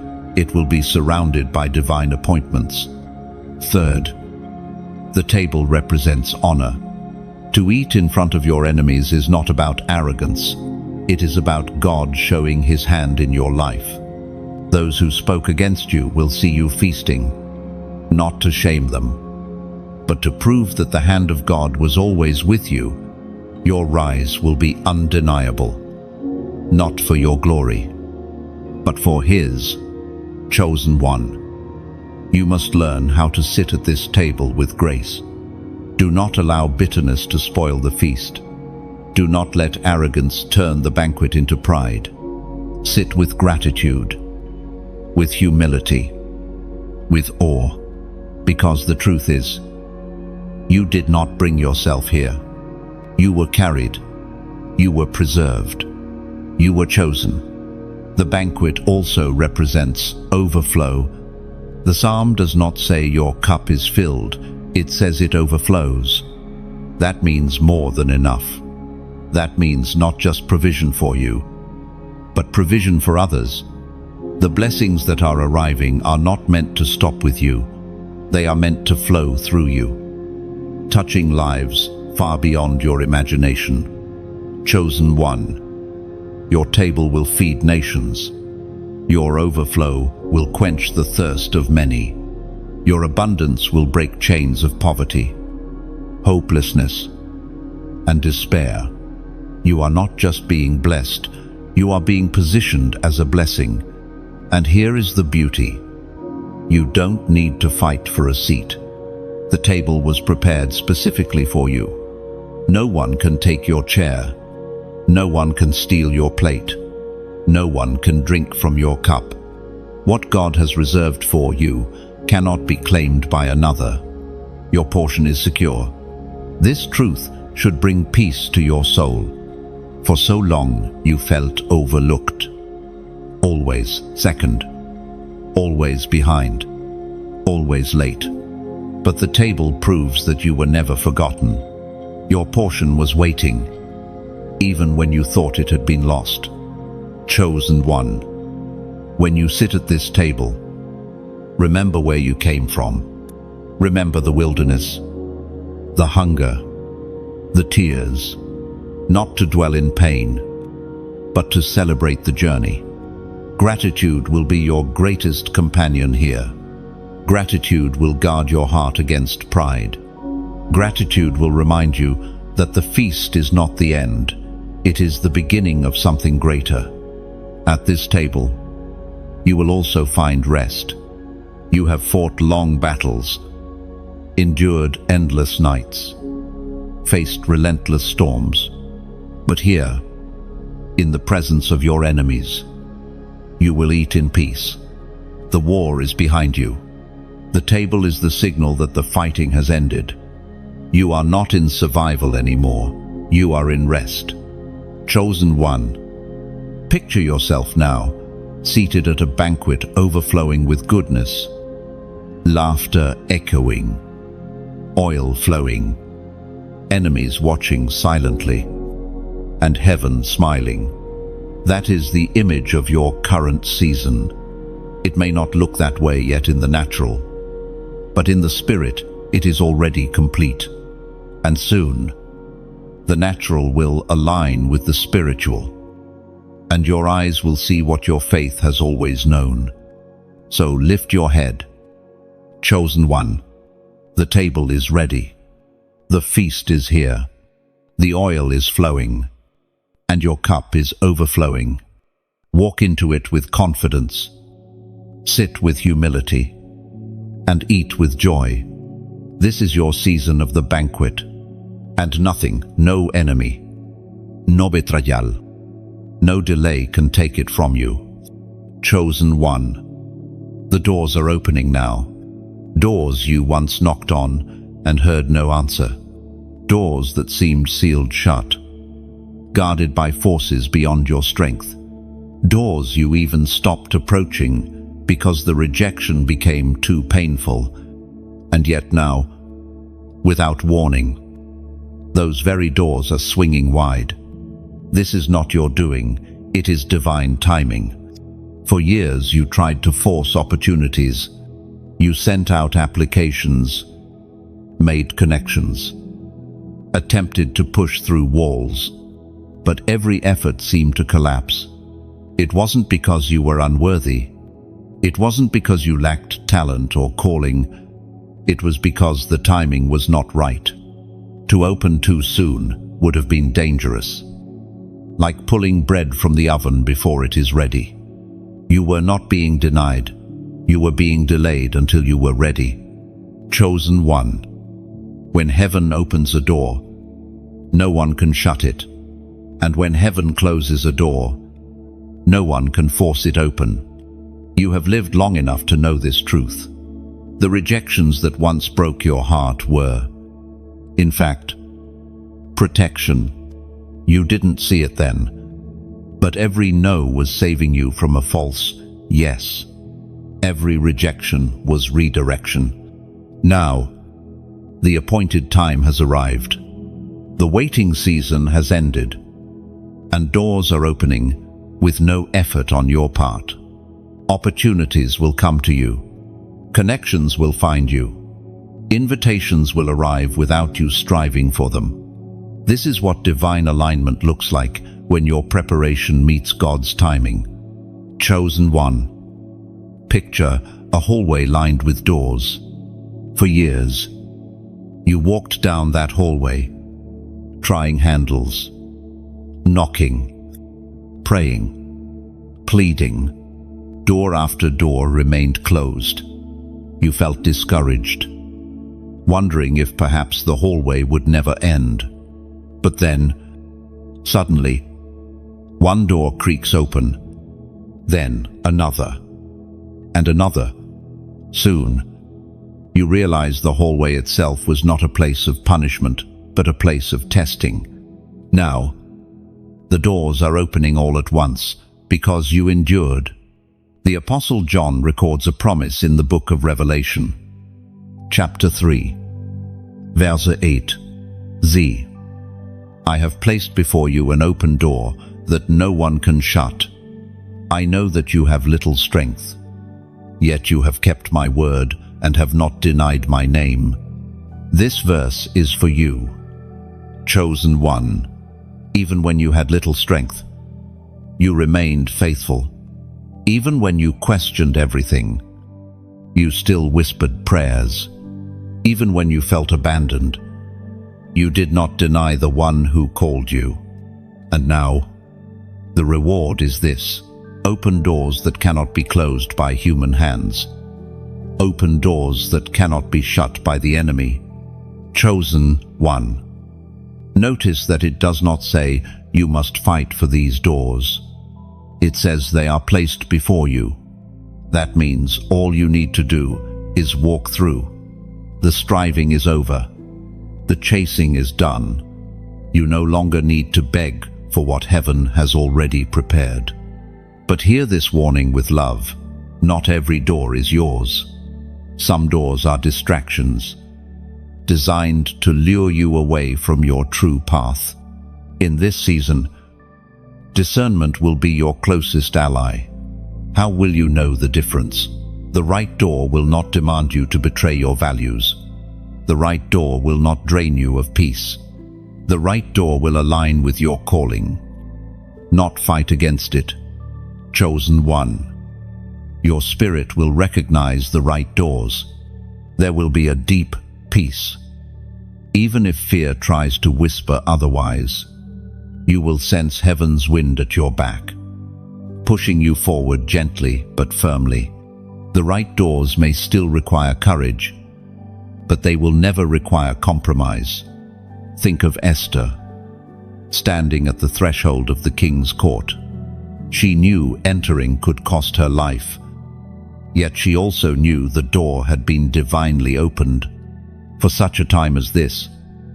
She declared, and her courage changed a nation. Chosen one, your open doors carry the same weight. They are not just about your blessing, they are about impact. Nations, families, and generations are tied to the doors you are about to walk through. This is why the waiting was so long. You were not just waiting for opportunity, you were being prepared for responsibility. Now that the doors are opening, you will be trusted with more than you imagined. Influence, resources, all authority, all of these will be placed in your hands. Handle them with humility, and they will multiply. Chosen one, do not fear the unknown. The hallway of closed doors has conditioned you to expect disappointment, but that chapter is over. Do not project yesterday's rejection onto today's opportunities. Walk boldly, knowing that the one who opened the doors will also sustain you inside them. And understand this, the opening of doors does not mean the absence of challenge. Even within open doors, there will be tests. But these are not tests of survival, they are tests of stewardship. Heaven will ask, will you use what is given for yourself alone? Or will you build something greater? Will you cling tightly? Or will you share generously? These questions will shape your journey forward. Chosen one, every step you take through these doors is an act of destiny. You are moving from the hallway of delay into the rooms of purpose. And inside those rooms, you will find more than opportunity. You will find fulfillment. So walk with your head high. The doors are open. The path is clear. And the time is now. Chosen one, the very air around you feels different. Does it not? Something invisible has shifted. What once felt heavy now feels lighter. What once pressed you down now seems to release you upward. This is what happens when heaven changes the atmosphere around your life. You are no longer walking in the stale air of survival. You are breathing the fresh wind of breakthrough. Think of a storm that lingers for days. The skies remain grey, the air thick, the rain unrelenting, and then suddenly, without warning, the clouds break, the sun pierces through, and the air feels alive again. That is the picture of your spirit right now. The storms have passed, and heaven's sunlight is breaking over you. This shift is not simply emotional, it is spiritual. Angels are repositioning around you. Paths are being cleared before you. Doors are opening. Enemies are scattering. And opportunities are aligning. You can sense it, even if you cannot fully explain it. That sudden peace, that strange excitement in your heart, that knowing deep inside, these are signs that the atmosphere has shifted in your favor. Chosen one, you did not imagine this. For years, you lived under the weight of spiritual resistance, like walking with chains around your feet. But something broke. Those chains are gone. And the ground that once resisted you is now working for you.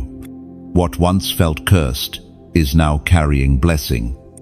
The ancient words recorded in the second book of Corinthians, chapter 5, verse 17. Therefore, if anyone is in Christ, the new creation has come, the old has gone, the new is here.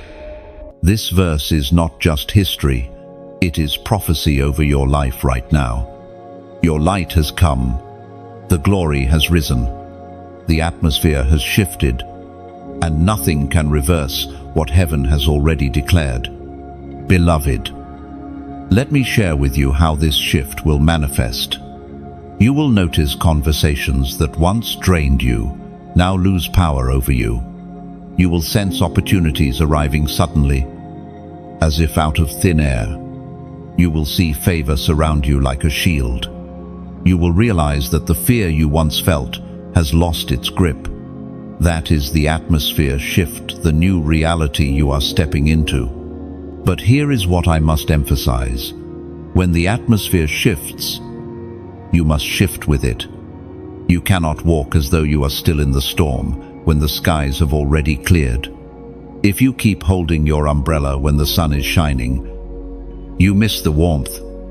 If you keep wearing your heavy coat when spring has arrived, you suffocate. Chosen one, shed the garments of yesterday and step boldly into today. And now I want to speak sincerely, from my heart to yours. If this word resonates with you, if you feel it deep in your spirit, let your agreement take form. Press like, not just as a button, but as a symbolic raising of your hand to heaven, saying, yes, I receive this shift. Share this message like a torch passed to another weary traveler who still believes the storm will never end. When you share, you are telling them, hold on, the sun is coming, and subscribe, so that you do not miss the next wave of declarations. Just as farmers return daily to check the growth of their harvest, return often to hear the words that water your faith. And if your heart feels stirred, consider giving. Donate as a seed of gratitude, as oil poured into the lamp that helps this light reach further. Think of it like planting a tree. You may not sit under every branch it grows, but others will find shade because you planted. Even your comments matter deeply. Write a simple thought, even a single phrase, because when you testify, you are building an altar in the digital space. Your words become stones of remembrance, reminding others, if God could shift my atmosphere, He can do it for you. Let your comment carry honesty, for authenticity carries power. Chosen one. Imagine this. A field that has long lain dry and cracked suddenly receives rain. The ground softens, seeds sprout, flowers bloom, and harvest begins. That is your soul right now. You were dry for so long, but the atmosphere has changed. Rain has fallen, life has returned, and your harvest is about to be visible to all. But don't just keep this vision to yourself. Share it, spread it, multiply it, because somewhere out there is another chosen one, sitting under gray skies, doubting that the sun will ever shine for them. Your like, your share, your donation, your subscription, they are not small. They are part of a chain reaction, spreading hope further than you will ever know. You are not only a receiver, you are a carrier. The atmosphere around you has shifted, and now you carry that atmosphere wherever you go. Walk into a room, and peace will follow. Speak into despair, and hope will arise. Give where there is lack, and abundance will multiply. You are no longer just enduring, you are radiating. Beloved, never forget, the atmosphere shift is permanent. The storm cannot return with the same strength. The darkness cannot swallow the light. The chains cannot reattach themselves. You are free. You are shining. You are chosen. So breathe deeply. Chosen one, fill your lungs with the air of this new season. Walk boldly, for the ground beneath you is blessed. Lift your voice. For your words now carry authority, and let your actions, your gratitude, your generosity, your testimony be proof that the atmosphere has shifted forever. Chosen one. In this season, you will witness a sacred unveiling, the collapse of everything counterfeit. For too long, imitations surrounded you. Counterfeit friendships, counterfeit opportunities, counterfeit blessings, even counterfeit identities that tried to cling to you. They promised joy, but delivered sorrow. They appeared solid, but crumbled under pressure. Yet, in this hour, heaven has decreed a purging. Everything false is falling away, and only what is real, what is divine, what is eternal, will remain. The reason counterfeits found their way into your path is simple. The enemy cannot create. He can only imitate. Where God has a promise, the enemy tries to present a cheap copy. Where God prepares destiny, the enemy dangles distraction. You saw this in relationships that looked supportive but were secretly draining.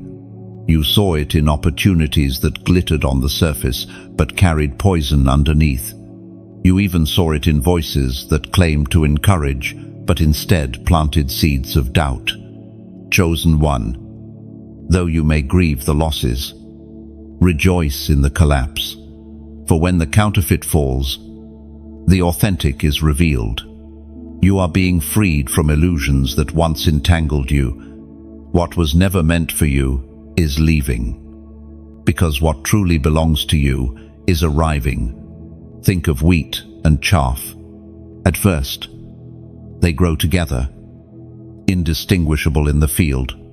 But when the time of harvest comes, the wind blows, and the chaff is carried away, leaving only the wheat behind. Your life has been like that field. The season of mingling has ended, and the winds of heaven are separating the real from the fake. What remains after the shaking is pure, solid, and trustworthy. Chosen one. Many of the connections that left your life were not losses. They were deliverances. You thought you were being abandoned, but you were actually being protected. God saw what you couldn't see. He heard conversations behind closed doors. He knew the intentions hidden in hearts. And in His mercy, He removed the counterfeit before it could corrupt your destiny. The Word of God declares in the Gospel of Matthew, chapter 7, verse 15, "Watch out for false prophets. They come to you in sheep's clothing, but inwardly they are ferocious wolves." This scripture is more than a warning. It is a mirror of your own journey. You encountered wolves dressed as friends. You met voices clothed in kindness but fueled by hidden agendas. And though you were hurt when the truth emerged, that unveiling was necessary. It saved you from deeper wounds. Chosen one. Counterfeit blessings are also falling. There were times you thought a certain door was the breakthrough, only to discover it brought more trouble than peace. That was not failure, it was protection. You were spared from being tied to something that looked divine but was man-made. What is authentic carries peace, carries alignment, carries confirmation in your spirit. You will not need to force it, nor beg for it. The real flows with grace. The collapse of counterfeits is also happening within you. Identities you wore out of survival masks to please people, facades to gain acceptance, are crumbling. You no longer need to pretend. You no longer need to shrink. The false versions of yourself are being burned away, and the true you, the chosen, anointed, radiant you, is emerging. Do not fear this collapse. At first, it might feel like loss. like the ground shifting beneath your feet. But remember, God cannot fill a vessel already packed with false things. He empties so he can refill. He removes the counterfeit so the authentic can take its place. Chosen one. When the false falls, the true will rise quickly. Relationships rooted in truth will appear. Opportunities from God's hand will open. Blessings with no sorrow attached will flow. You will not have to second guess, because your spirit will recognize authenticity instantly. Think of a jeweler examining stones. To the untrained eye, glass and diamond may look the same, but the jeweler knows the weight, the shine, the strength. You, too, have become like that jeweler. Through your trials, your discernment has sharpened. You will no longer be fooled by surface shine. You will know what carries true weight. This collapse is a sign of elevation. Just as scaffolding is removed, once a building is complete, the false structures around you are being dismantled. They served a purpose in your growth, but they cannot remain. The building is ready to stand on its own, strong and authentic, chosen one. Even systems in the world are trembling. Institutions, ideas, and powers built on lies are falling apart. Do not be alarmed when you see structures crumbling around you, political, social, or even spiritual. It is the same pattern. Heaven is exposing the false so that the true can shine. Your assignment in this season is simple. Do not cling to what is collapsing. Let it go. Trust that what is leaving was never meant to stay. And lift your eyes to what is rising, for it is eternal, secure, and pure. Beloved, this is why the refining was so painful. The fire had to separate the gold from the dross. You are the gold, and everything false clinging to you was dross. Now, as you emerge, you shine more brightly because the weight of the counterfeit has been burned away. Chosen one. This collapse is not the end. It is the unveiling of your true beginning. The collapse of the counterfeit signals the arrival of the authentic, and when the authentic comes, it will bring peace, clarity, abundance, and joy. So stand firm. Watch without fear. Rejoice as the false falls. For what is crumbling was never yours, and what is coming cannot be taken from you. Chosen one. There is something you must understand about this season. Your enemies are about to be exposed. Not only exposed, but forced to watch as you rise. The very people who mocked you in your weakness, who whispered against you in your absence, who tried to close doors in your face, they are about to see that their efforts were powerless against the hand of God on your life. This exposure is not about revenge. It is not about you proving them wrong. It is about God proving himself faithful. When he lifts you up, it will not be by your strength, but by his. And those who doubted you will have no choice but to acknowledge his power. Chosen one. Remember how your enemies operated in secret. They smiled to your face but spoke daggers behind your back. They pretended to support you but secretly hoped for your downfall. They underestimated your resilience, thinking you would crumble under the weight of their lies and betrayal. Yet here you stand, stronger than before, living proof that what God blesses cannot be cursed. Do not be surprised if the truth comes to light suddenly. Words spoken in darkness will be shouted from the rooftops. Motives once hidden will be laid bare. The same ones who thought they could move against you without consequence will find themselves exposed in the very traps they set for you. The scriptures remind us through the prophet in the book of Isaiah, chapter 54, verse 17, "No weapon forged against you will prevail, and you will refute every tongue that accuses you." This is more than a comforting verse. It is a reality unfolding before your eyes. The weapons were real. The tongues were sharp. The accusations were painful. But none of them succeeded. They could not, because the seal of God was already over your destiny. Chosen one. Understand this. The exposure of your enemies is also your vindication. Vindication means the truth speaks for itself. You will not need to defend yourself with endless words. You will not need to justify your journey. The results, the blessings, the favor, the undeniable evidence of God's hand on your life will silence every false accusation. Think of Joseph once more. His brothers hated him, sold him, betrayed him, and assumed his dreams would die in slavery. Yet years later, they had to bow before him, recognizing that the very one they despised had become their deliverer. Joseph did not need to argue with them. His position spoke for itself. So it will be with you, chosen one. Your rise will not be private. It will be visible, not because you seek attention, but because God wants your vindication to be undeniable. Those who mocked your faith will see the fruit of it. Those who doubted your endurance will witness your breakthrough. Those who tried to bury you will watch as you flourish in full bloom.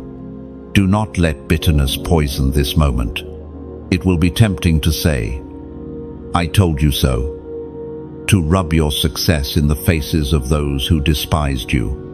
But remember, your rise is not about them. It is about God's glory. Your enemies are merely spectators. Do not waste your energy on vengeance. Focus on gratitude. Chosen one. The exposure of your enemies is also a warning to others. Heaven is showing that those who come against the chosen do not prosper. It is not you they opposed, it is the one who sent you. And no one can fight God and win. At the same time, this exposure will bring clarity. You will no longer be confused about who is truly for you and who is against you. Masks will fall. Pretenses will shatter. And though the truth may sting, it will set you free. Better to walk with a few in truth than to surround yourself with many in lies. This season is also about restoration. Where your enemies tried to steal, heaven will repay. Where they tried to block, heaven will open. Where they tried to silence, heaven will amplify. Every plot has become fuel for your testimony. Every attack has become evidence of your resilience. Chosen one. Your enemy's exposure is not meant to make you arrogant. It is meant to remind you that you are not alone in this fight. God has always been your defender. Even when you thought no one saw, heaven saw. Even when you thought no one heard, heaven heard. And now, the exposure is heaven's way of saying, "I have always been with you." So, beloved, hold your peace. You do not need to chase rumors or confront every lie. Stand tall. Walk forward. Live in abundance. That alone is enough. The blessings on your life will answer questions your words never could. And in time, some of those who opposed you may even come seeking forgiveness. Some will realize their error, humbled by what God has done in you. When that happens, extend grace. Do not let resentment chain you to the past. You were chosen to rise, not to remain bitter. Chosen one. Take comfort in this. The exposure of your enemies is the exclamation point on your past season. It is heaven's way of closing the chapter, ensuring nothing hidden remains in the dark.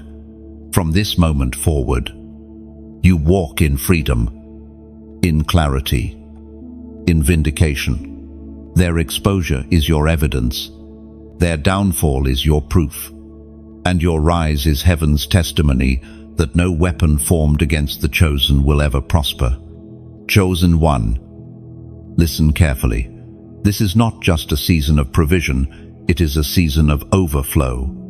What is coming into your life will not simply meet your needs, it will exceed them. The wilderness taught you how to survive on little, but now heaven is teaching you how to live in more than enough.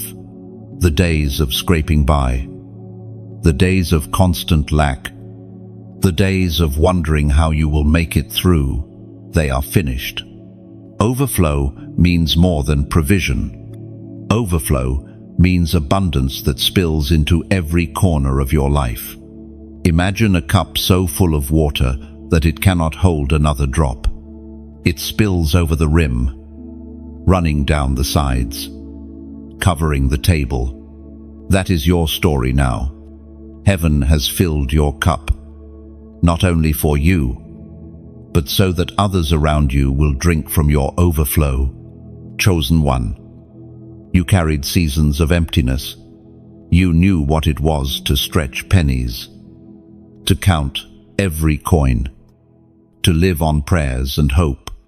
You knew what it was to wake up with heaviness in your heart, wondering if the breakthrough would ever come. Those seasons were not punishment, they were preparation. They taught you gratitude. They taught you stewardship. They taught you to value what others take for granted. And now that you have been trained in lack, you can be trusted with overflow. The Apostle Paul reminds us in the letter to the Ephesians, chapter 3, verse 20, "Now to him who is able to do immeasurably more than all we ask or imagine, according to his power that is at work within us."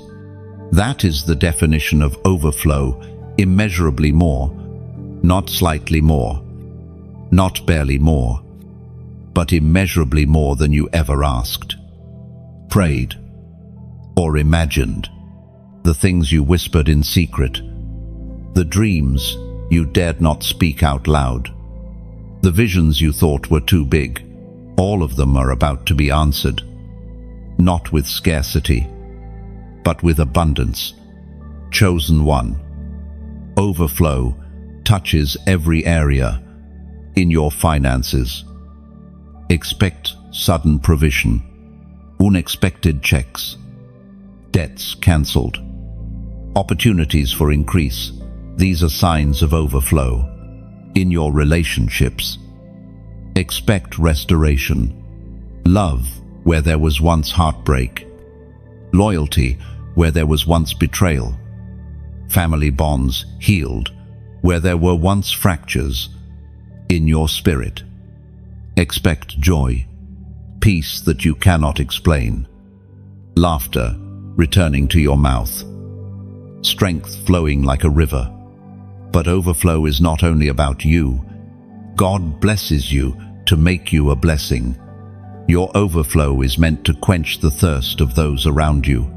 The abundance you carry will lift others out of despair. Your generosity will unlock doors for those who have none. Your wisdom will light the path for those still in confusion. You are not only a receiver, you are a channel. Chosen one. Understand this. Overflow means freedom. No longer living bound by the chains of lack. No longer saying, "I can't because I don't have enough." Now you will say, "I can because my God has supplied abundantly." That shift is not just financial, it is mental, emotional, and spiritual. Overflow changes how you think, how you walk, how you live. And here is a prophetic act I invite you into. To align yourself with this declaration, type this number in the comments: 5,555. Why 5,555? Because the number 5 symbolizes grace, and when it repeats, it speaks of multiplied grace. Grace upon grace. Favor upon favor.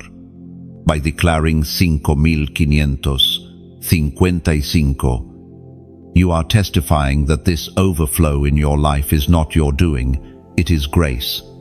It is unearned, undeserved, but freely given by the hand of God. Do not underestimate the power of this act. When you type 5,555, you are saying, I step into grace for overflow. I walk into multiplied favor. I align myself with the immeasurable abundance of heaven. This is not just numbers on a screen. It is a seal in the spirit realm. It is you agreeing with heaven's decree. Chosen one. Overflow also means acceleration. What once took years will happen in months. What once required striving will arrive without effort. You will feel as though time itself has shifted, compressing long processes into sudden breakthroughs. That is what happens when heaven pours out more than enough. It redeems lost time. Do not fear overflow. Sometimes, after living in lack for so long, abundance feels overwhelming. You may even feel guilty, as though you do not deserve it. But remember this, the wilderness was your training ground. You endured lack, so you could handle abundance without arrogance. You are ready now. Chosen one. Overflow is your inheritance. It was promised long before you were born. Your ancestors prayed for it. Generations longed for it. And you are the one chosen to receive it. That is why the enemy fought you hardest in the area of provision. He knew your overflow would not stop with you. It would ripple outward, breaking chains in families, communities, and nations. This is why your faithfulness matters. In the days of emptiness, you did not curse God. In the nights of hunger, you still whispered prayers. In the hours of exhaustion, you still pressed forward. That faithfulness has now opened the floodgates. Heaven has said, enough testing. Release the overflow. N. Chosen one. Let your spirit rest in this truth. The famine is over. The drought has ended. The rain is falling. The rivers are swelling. The fields are ripe with harvest. You will no longer beg for crumbs. You will feast at the table. You will no longer worry about tomorrow. You will live in the abundance of today. And as this overflow pours into your life, remember to let it flow outward. Be the well for the thirsty, the bread for the hungry, the light for the weary. Your abundance was never meant to stop with you. It was meant to spread. And as you pour into others, heaven will continue to refill you. Chosen one. Rejoice. You are stepping into overflow, into immeasurable grace, into multiplied abundance. The old season of lack is over. The new season of more than enough has begun. Declare it. Own it. Live it. Your cup is not just full, it is overflowing. Chosen one. The story of your life is shifting from survival to dominion. For too long, you lived in survival mode, doing just enough to get by, stretching your strength thin, managing crisis after crisis. You woke up each day carrying questions, will I make it? How will I endure this? But that was the old chapter. That was the wilderness season. Now, heaven is moving you into dominion. Dominion is not merely existing. Dominion is reigning. It is walking with authority, not fear. It is commanding the environment around you. rather than being commanded by it. Dominion is when you no longer ask, "Can I survive this storm?" but instead declare, "Peace, be still."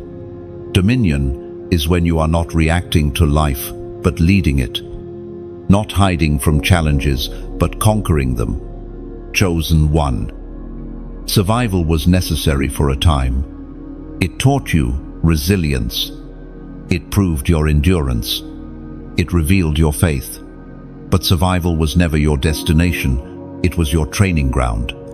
You had to learn how to endure, so that when dominion arrived, you could carry it with humility and wisdom. Think of Israel's journey. For 40 years, they wandered the wilderness, surviving on manna and water from the rock. Every day was about making it to the next sunrise. But when they crossed into the promised land, survival ended. They no longer scraped by. They inherited cities they did not build, vineyards they did not plant, wells they did not dig. Dominion replaced survival. And just like them, you are stepping into inheritance that survival prepared you for. The voice of Scripture speaks powerfully in the Gospel of Luke, chapter 10, verse 19. "I have given you authority to trample on snakes and scorpions and to overcome all the power of the enemy. Nothing will harm you." Do you see? Chosen one. Survival is behind you. Authority is in your hands now. You no longer walk timidly, waiting for the next attack. You walk boldly, knowing nothing can truly harm you. Snakes may hiss, scorpions may sting, but they cannot prevail against the authority placed in you. Chosen one. Dominion begins in the mind. As long as you think like a survivor, you will live like a survivor. You must shift your identity. You are not merely escaping storms, you are commanding them. You are not scraping crumbs, you are distributing bread. You are not hiding, you are shining. This shift is not arrogance, it is acceptance of who you were always meant to be. Dominion also shows in your words. Survivors complain, but those who walk in dominion declare. Survivors ask, "Why me?" But those in dominion say, "Watch what God will do through me." Your vocabulary will change as your position changes. Speak life. Speak blessing. Speak abundance. Because your words carry authority now. Chosen one. Dominion is not about crushing others. It is about serving with authority. A true king does not hoard power. He uses it to protect, to provide, to establish peace. Your dominion will not make you untouchable. It will make you responsible. Others will find safety under your influence. Others will discover hope in your presence. Dominion also means freedom from fear. Fear once drove your decisions. Fear once kept you awake at night. Fear once whispered that you would not make it. But fear has no seat at the table of dominion. When you rise into your authority, fear must bow. You no longer negotiate with it, you silence it. Consider how survival drained you. Every day felt like a battlefield. Every victory, temporary. Every step exhausting. But dominion carries rest. Dominion is not about constant striving, it is about living in alignment with heaven's rhythm. You do not chase opportunities, they come to you. You do not beg for acceptance, favor surrounds you. You do not claw for survival, you build for legacy. Chosen one. The tests that trained you for this were not wasted. Every betrayal sharpened your discernment. Every delay strengthened your patience. Every rejection taught you to rely on God's affirmation above man's. Now, all of those lessons converge into a maturity that can handle dominion. You are ready now in a way you were not before. Do not despise the years of survival. They were not wasted time. They were the foundation of your dominion. Just as a seed must first break underground before it can rise into sunlight, your hidden years of struggle were the breaking necessary for your blooming. And now, bloom. You shall in fullness, in authority, in abundance. Chosen one. Dominion does not mean the absence of battles, but it does mean battles no longer define you. You will face opposition. Yes, but you will face it as one who reigns, not one who fears. You will not ask, "Will I survive?" but instead declare, "I cannot be stopped." That is dominion, an unshakable awareness of who you are and whose you are. And with dominion comes responsibility. You are called to establish order in places of chaos, to bring light into darkness, to carry peace into storms. Dominion is not only for you, it is for the world around you. Where you walk, atmospheres will shift. Where you speak, lives will change. Where you plant, fruit will multiply. Chosen one. This season requires you to carry yourself differently, no longer apologizing for your light, no longer shrinking to fit into small spaces, no longer clinging to survival habits that no longer serve you. Walk tall, speak boldly, move with wisdom, live with vision. Dominion demands a new posture. And always remember, dominion is not about control but about stewardship. You are entrusted, not entitled. What God places in your hands is meant to be multiplied, not hoarded. The more faithfully you steward, the more heaven will trust you with. So breathe this truth in. Chosen one, survival is over. Dominion has begun. You are no longer scrambling for scraps. You are distributing abundance. You are no longer questioning if you will make it. You are declaring that nothing can stop you. You are no longer bound by fear. You are walking in authority. Lift your head. Straighten your shoulders. Step forward. For this is the season where you reign not by might, not by power, but by the Spirit of the Lord who has crowned you with dominion. Chosen one. Destiny has placed you at a turning point. You are not at the end, you are at the gateway of expansion. Every lesson learned, every scar carried, every tear shed has built you into a vessel that can now carry abundance without breaking under its weight. This is the hour where heaven pours not only into your cup, but through it, letting the overflow spread far and wide. Think of a river. It begins as a small stream, hidden in the mountains, winding its way through rocks and valleys. For years, it looks insignificant, but as it travels, other streams join it. Rains feed it. Snow melts into it until one day it becomes a mighty current, wide and powerful, impossible to ignore. That is your journey, the trickles of faith, the streams of endurance. The rains of prayer have gathered into something unstoppable. You are no longer a hidden stream, you are becoming a mighty river. And rivers, chosen one, are not meant to be dammed.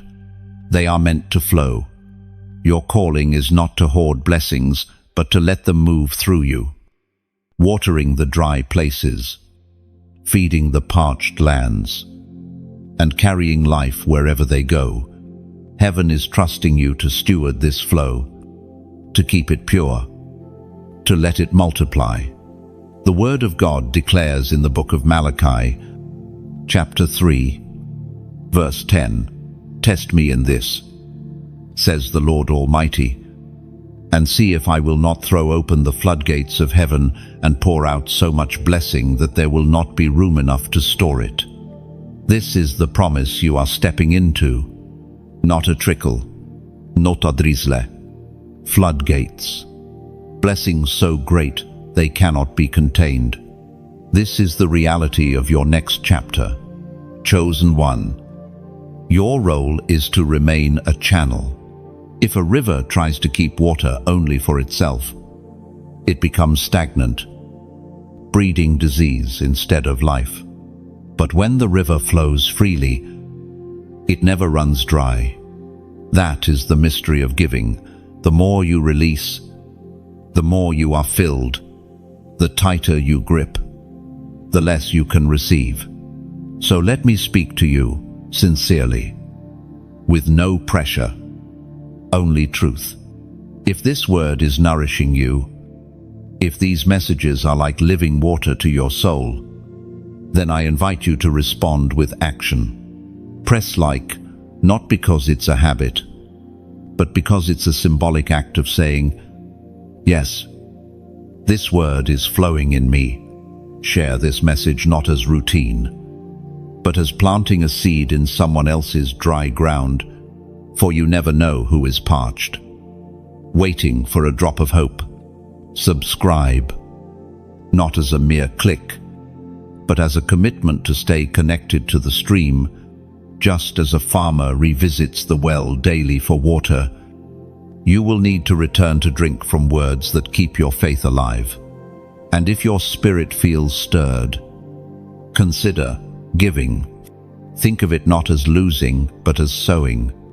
Your donation is like dropping seeds into fertile soil. You may not see the harvest instantly, but roots begin to grow, and soon the field multiplies beyond what you gave.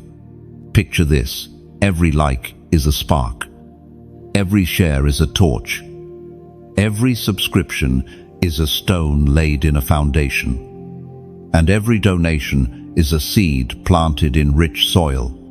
Together, these acts build something eternal. They are not small gestures. They are bricks in a cathedral of light rising across the earth. Chosen one. Giving is not about the amount, it is about the heart. A widow once dropped 2 copper coins into the temple treasury, and Jesus declared she gave more than all the wealthy, because she gave from her lack while others gave from abundance. Your offering, no matter how small, is holy when given in faith, and heaven multiplies it in ways you cannot calculate. Even your comments matter deeply. When you write a word below, it is like engraving testimony on stone tablets. Others read it and are reminded they are not alone. Your simple words, honest, rough, heartfelt, may be the rope that pulls someone back from despair. Never underestimate the ripple of your voice. Chosen one. You are not called to be a stagnant pool. You are called to be a flowing river. That is why engagement matters not for vanity, but for multiplication. Your actions keep the waters moving. Keep the current alive. Keep the blessings spreading far beyond yourself. Think of the sun. It shines not because we ask it to, but because shining is its nature. Yet when mirrors reflect its light, that brightness spreads to places the sun itself does not directly touch. You are that mirror. By engaging, sharing, supporting, you are reflecting the light into corners you may never personally reach. Beloved, let me remind you, the floodgates are already open. Blessings are rushing in, but they are not meant to stop with you. Pass them on, pour them out, and watch as heaven continues to refill you endlessly. This is how legacy is built. Not by hoarding, but by flowing. Not by storing, but by sowing. The river that keeps moving carves valleys, shape landscapes, and brings life to nations. That is your destiny. That is your calling. That is your testimony. So, walk forward.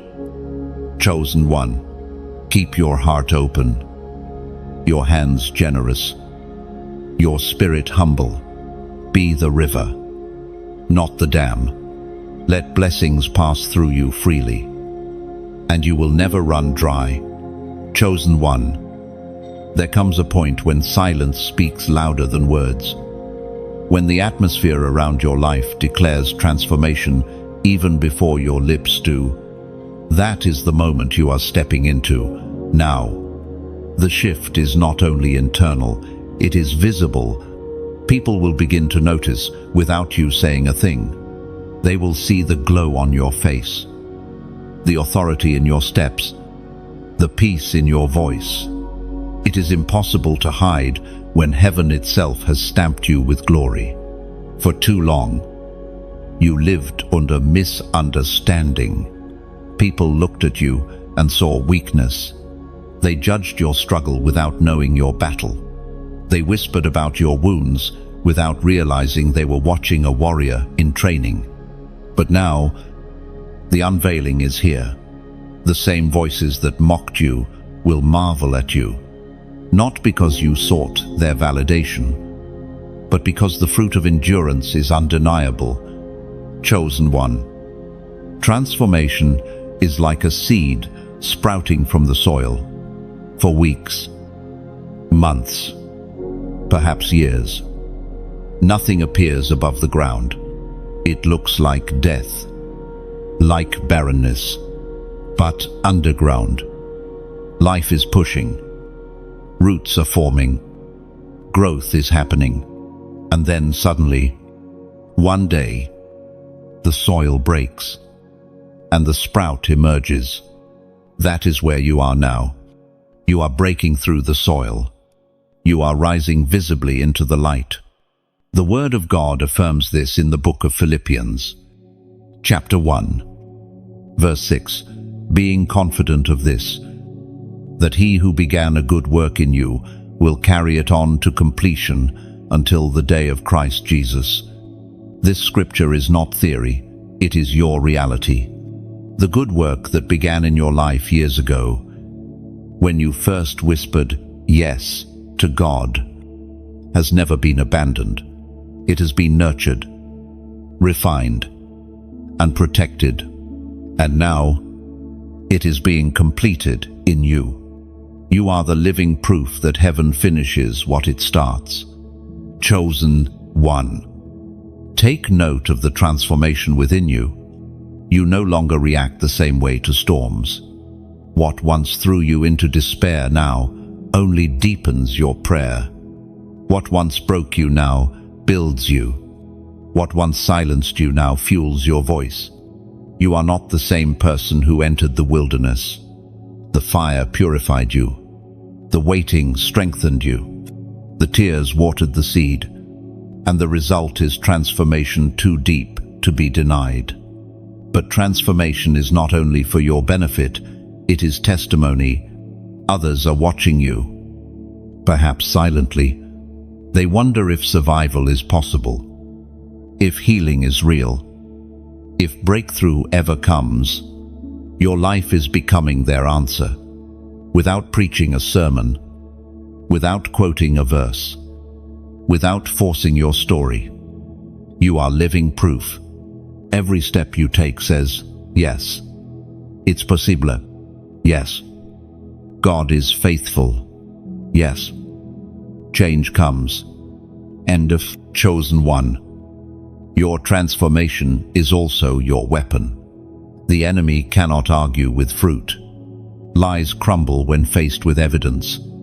Doubt withers when confronted by undeniable results. You do not need to argue with naysayers. Your life will do the speaking. The peace you carry, the wisdom you walk in, the abundance flowing toward you, these are louder than any defense. Do you feel the difference in your spirit? Transformation has given you authority. You no longer ask timidly, you declare boldly. You no longer beg for scraps, you distribute bread. You no longer live as one wounded, you live as one healed. And from this position, you will lead others into the same reality. Chosen one. Transformation is contagious. Those who walk close to you will feel it. They will sense peace where there was once chaos, hope where there was once despair. Your very presence will shift atmospheres, not because of what you do, but because of who you have become. The glory resting on you will spill over to others, and lives will be touched simply by standing near you. This is why you cannot hide anymore. The time for shrinking is over. The time for silence out of fear is gone. You are called to shine, to live boldly, to stand tall, not in arrogance, but in authority, not to draw attention to yourself, but to reflect the one who transformed you. And now, beloved, I invite you into a prophetic declaration. If this word resonates in your spirit, write these words in the comments. I am transformed. End of 2. Why these words? Because transformation must be sealed with testimony. When you declare, I am transformed, you are aligning your voice with what heaven has already completed in you. You are rejecting the labels of the past, weak, broken, unworthy, and embracing your new identity strong, healed, chosen. Typing, I am transformed, is not just writing, it is prophesying. It is declaring to the unseen world, the old me is gone. The new me is here. The work is complete, and nothing can reverse it. Your declaration becomes a banner in the spirit, a reminder to both heaven and hell that you are not who you used to be. Chosen one, let your heart rise with joy. You are living in a reality many never reach. You endured what should have destroyed you. You survived what others did not. And now, your transformation is evidence that nothing is wasted, nothing is random, and nothing is impossible with God. So walk boldly, live freely, and declare openly, I am transformed.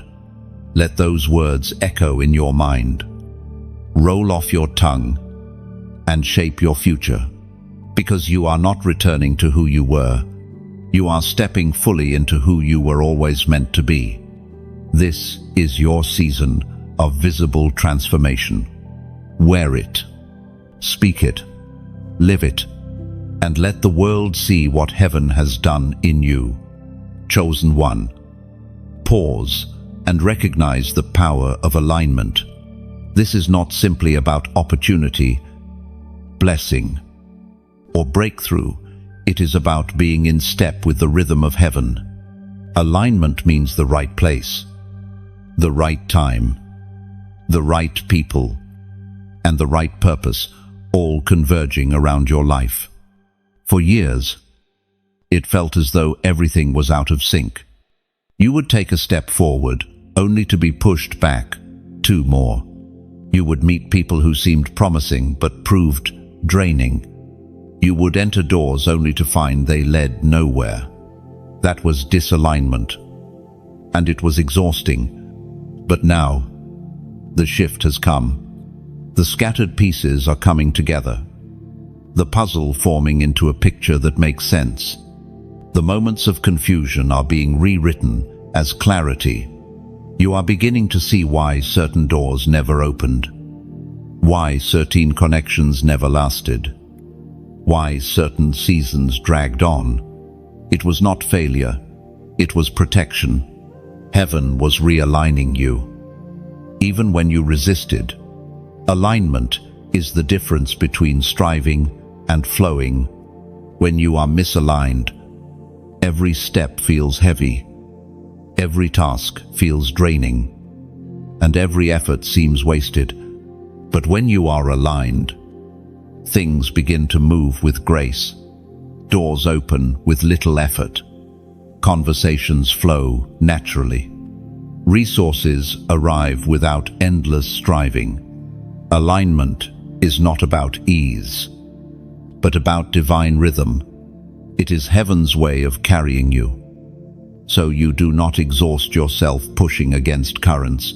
You were never meant to swim. The scriptures capture this truth in the book of Proverbs, chapter 3, verses 5 and 6.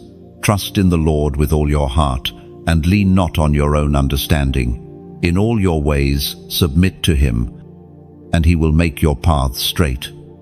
Chosen one. You have lived this scripture in real time.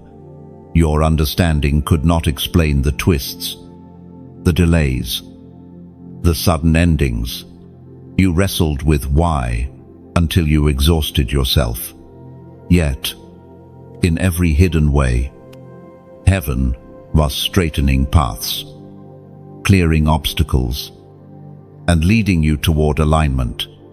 Now, those straightened paths are unfolding before your feet. Consider the image of a constellation. To the naked eye, stars appear, scattered randomly across the night sky. But when traced in order, they reveal a pattern, a story written in the heavens. Your life has been like that constellation for years. The dots looked random: pain here, breakthrough there, delay here, joy there. But now, heaven is drawing the lines. You are beginning to see the pattern, the design, the masterpiece that has always been written across your journey. Alignment also affects relationships. For too long, you were surrounded by misaligned connections, people who drained rather than fueled, voices that discouraged rather than uplifted. But alignement brings divine connections. The right people begin to appear, those who carry keys to unlock doors, those who pour into your vision rather than pull it apart, those who see your value rather than question it. Relationships in alignment feel lighter, stronger, and deeply purposeful. Chosen one. Pay attention to these connections. Do not cling to the old simply out of nostalgia. When heaven aligns, it often requires releasing what no longer fits. The wineskin of yesterday cannot carry the new wine of today. Some companions were for the wilderness. They cannot walk with you into the promised land. And though their departure may sting, it is part of your alignment. Alignment is also about timing. You once thought you were late, always behind, always playing catch-up. But alignment proves that you are exactly on schedule. Heaven is never early, never late, always précis. You did not miss your moment. You were being prepared for it.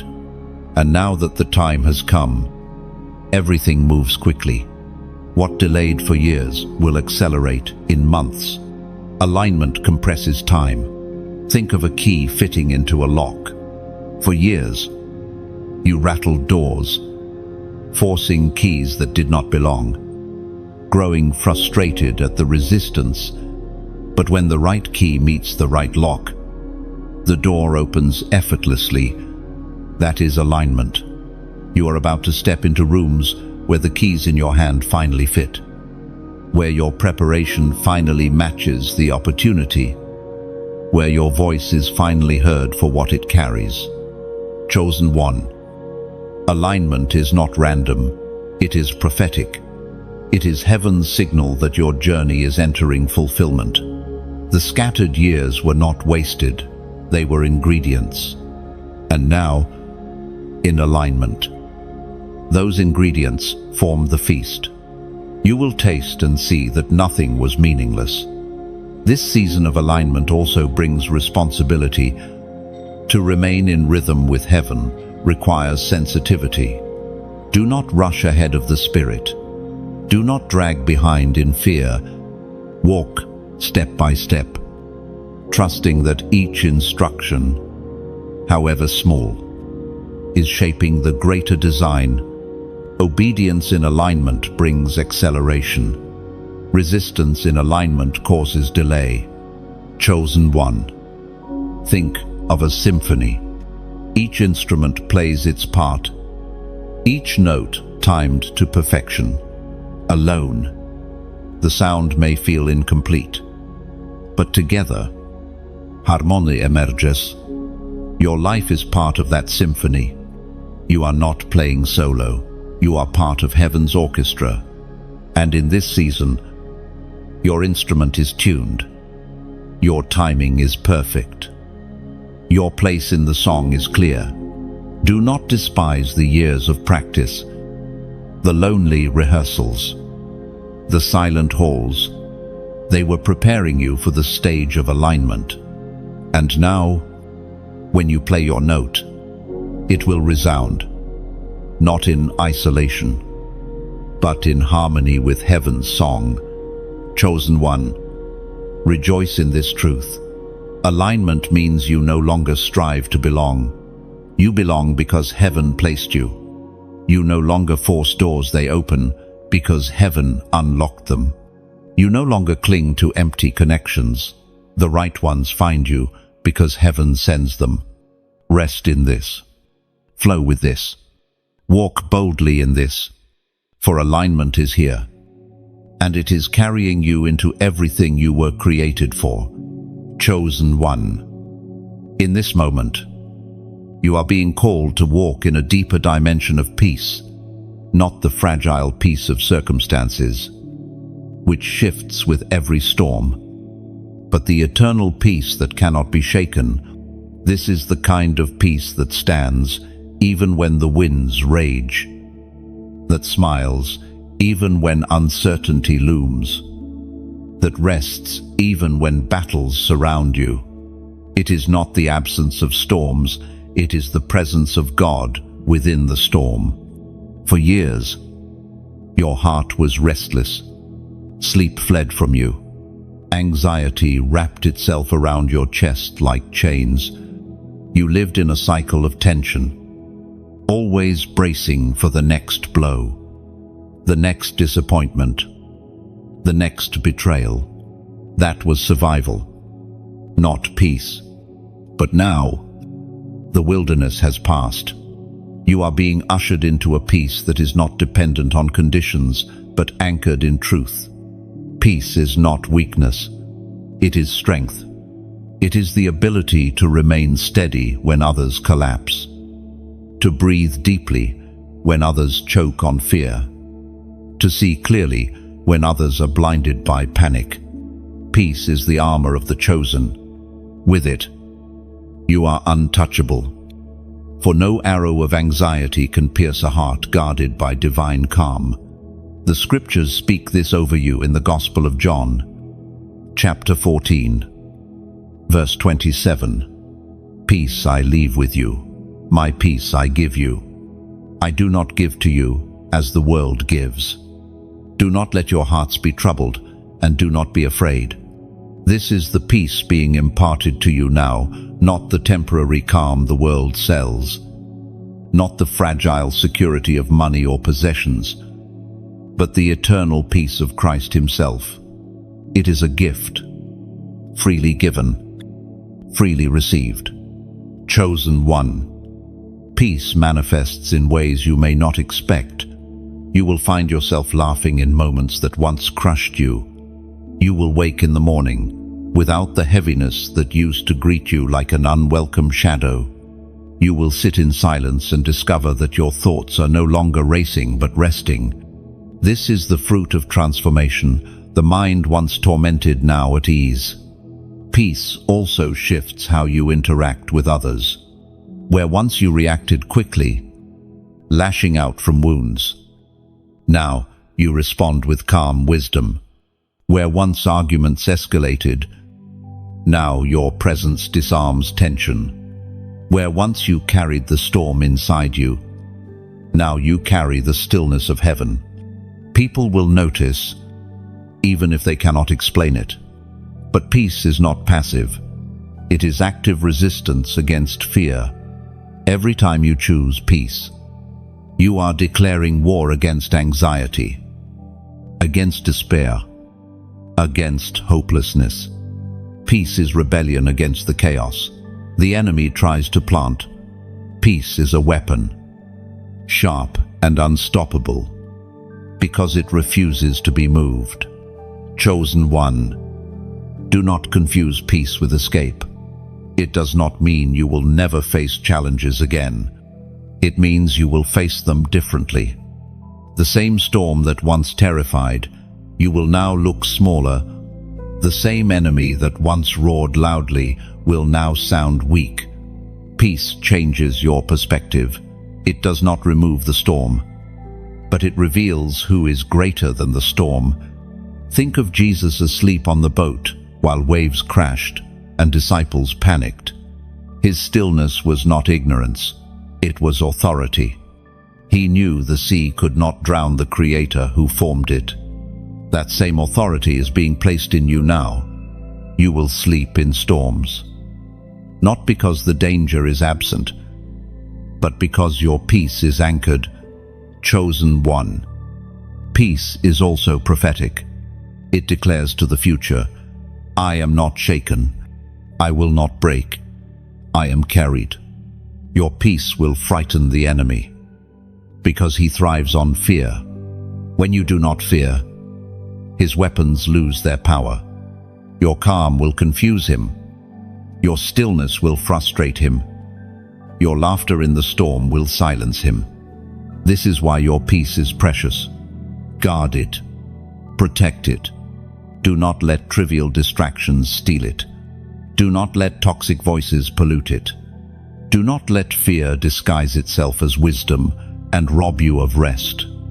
When peace is attacked, fight for it, because it is the treasure of your soul.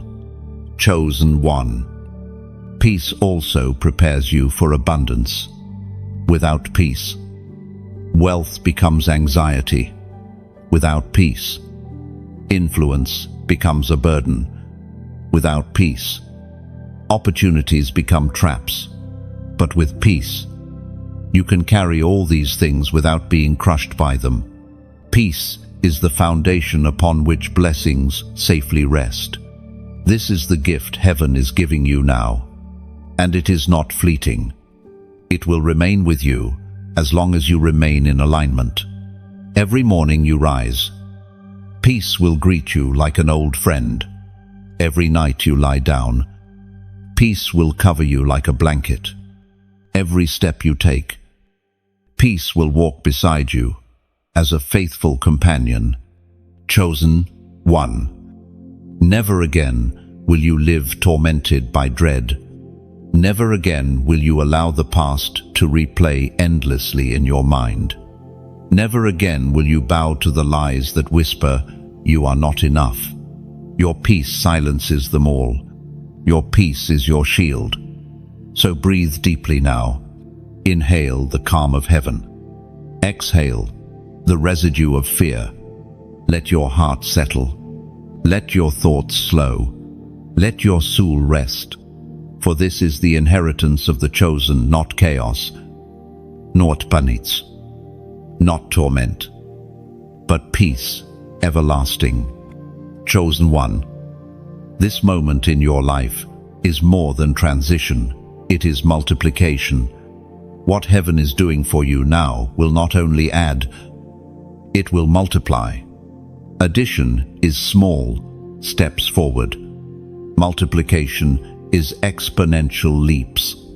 You endured years where growth felt painfully slow, where every small victory seemed swallowed by fresh challenges. But now, the rhythm has shifted. What took years before will take months now. What took months will take days. This is acceleration by multiplication. Think of a field. When one seed is planted, it grows into a stalk. That stalk carries many kernels, each one capable of becoming another field. The multiplication begins hidden in the soil. invisible to the eye. But when harvest comes, the abundance is so great, it overwhelms. That is the picture of your life right now. You thought you planted little, but heaven is about to surprise you with much. Chosen one. Multiplication means legacy. It means your blessings will not end with you. They will overflow into your family, your children, your community, even into people you may never meet. Every act of obedience you sowed, every prayer, every sacrifice, every word of kindness has been planted as a seed, and those seeds are now sprouting into forests of blessing. You will walk among fruit trees you did not even remember planting. The scriptures speak of this in the Gospel of Luke, chapter 6, verse 38.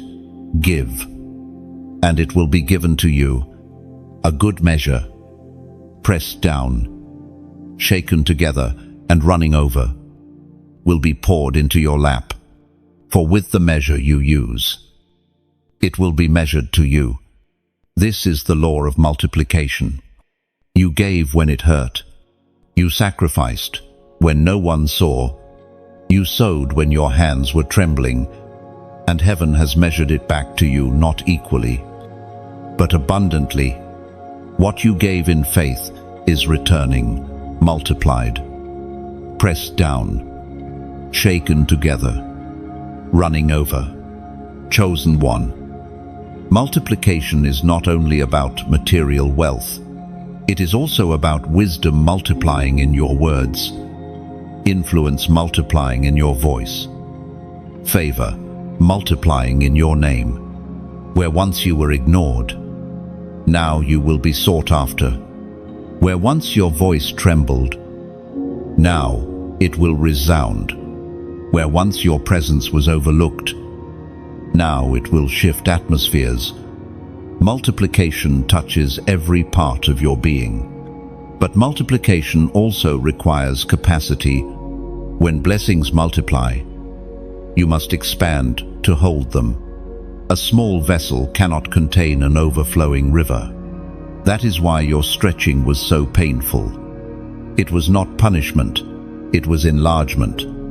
Your endurance, your patience, your character, all were being stretched, so you could carry what is now being poured out. Chosen one. Multiplication is also a weapon.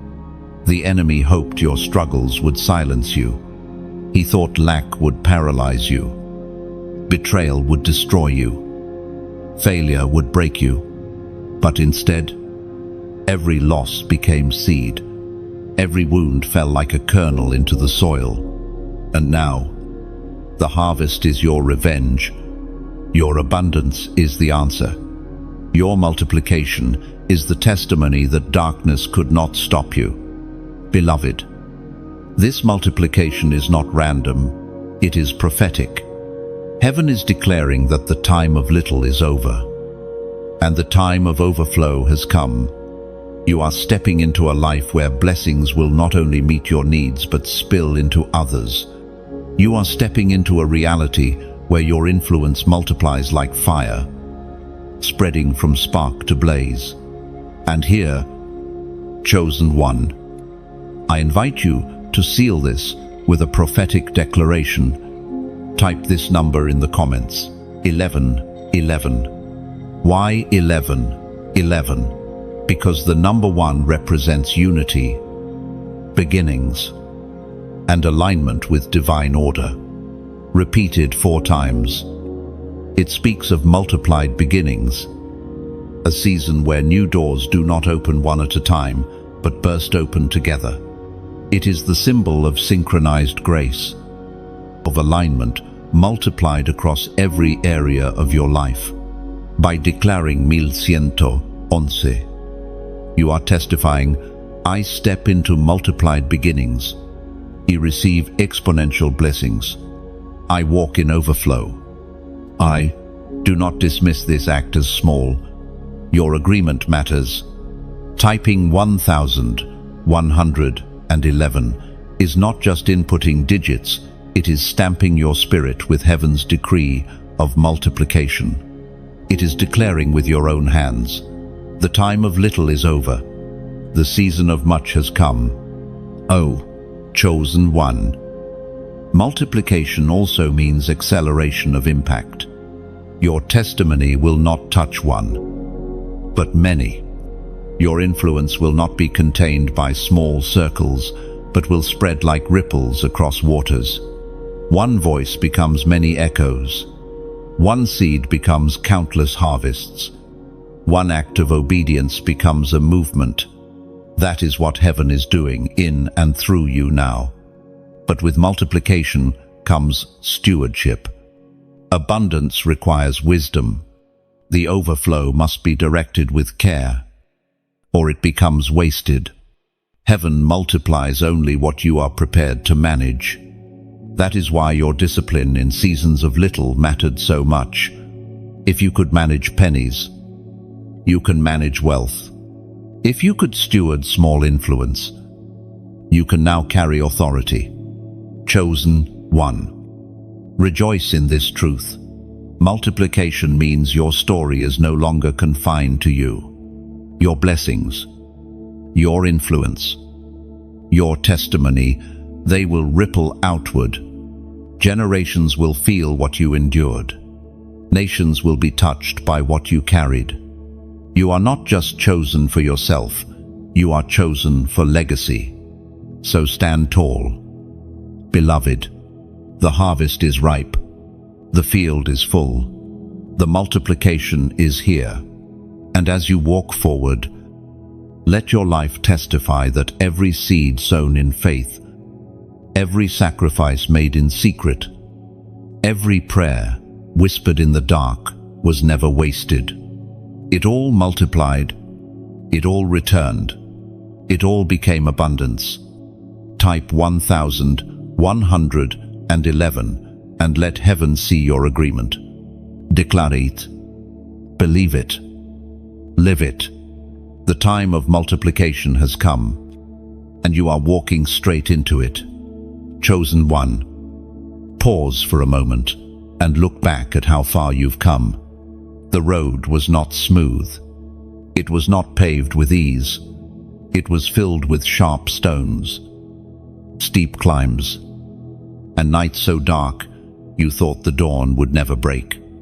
Yet here you are still standing, still breathing, still chosen. This is evidence that heaven's hand never left you. Think of your life as a lantern. For years, the flame flickered weakly, sometimes nearly extinguished by winds of despair, but you shielded it, protected it, whispered prayers over it, and now that same flame is burning brightly, becoming a beacon for others lost in the night. Your endurance has turned your pain into light. Chosen one. The blessings arriving now are not random gifts.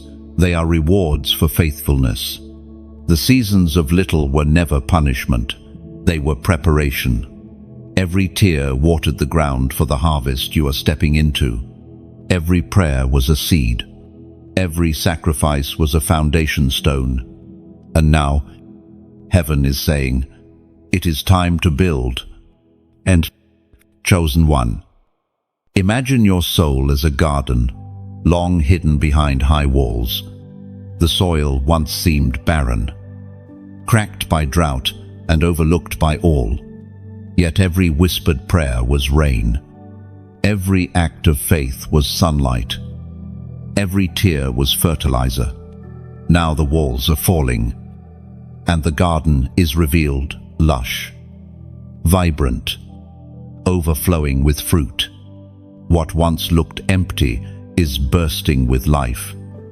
And what was ignored will now nourish many. You are the keeper of a flourishing field.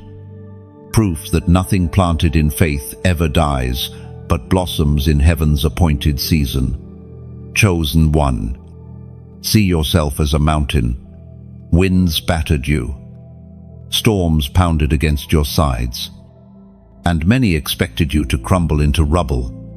But mountains do not fall at the first storm they stand. They endure. They remain. Over time, rivers carve valleys. Trees root deeply, and snow crowns their peaks.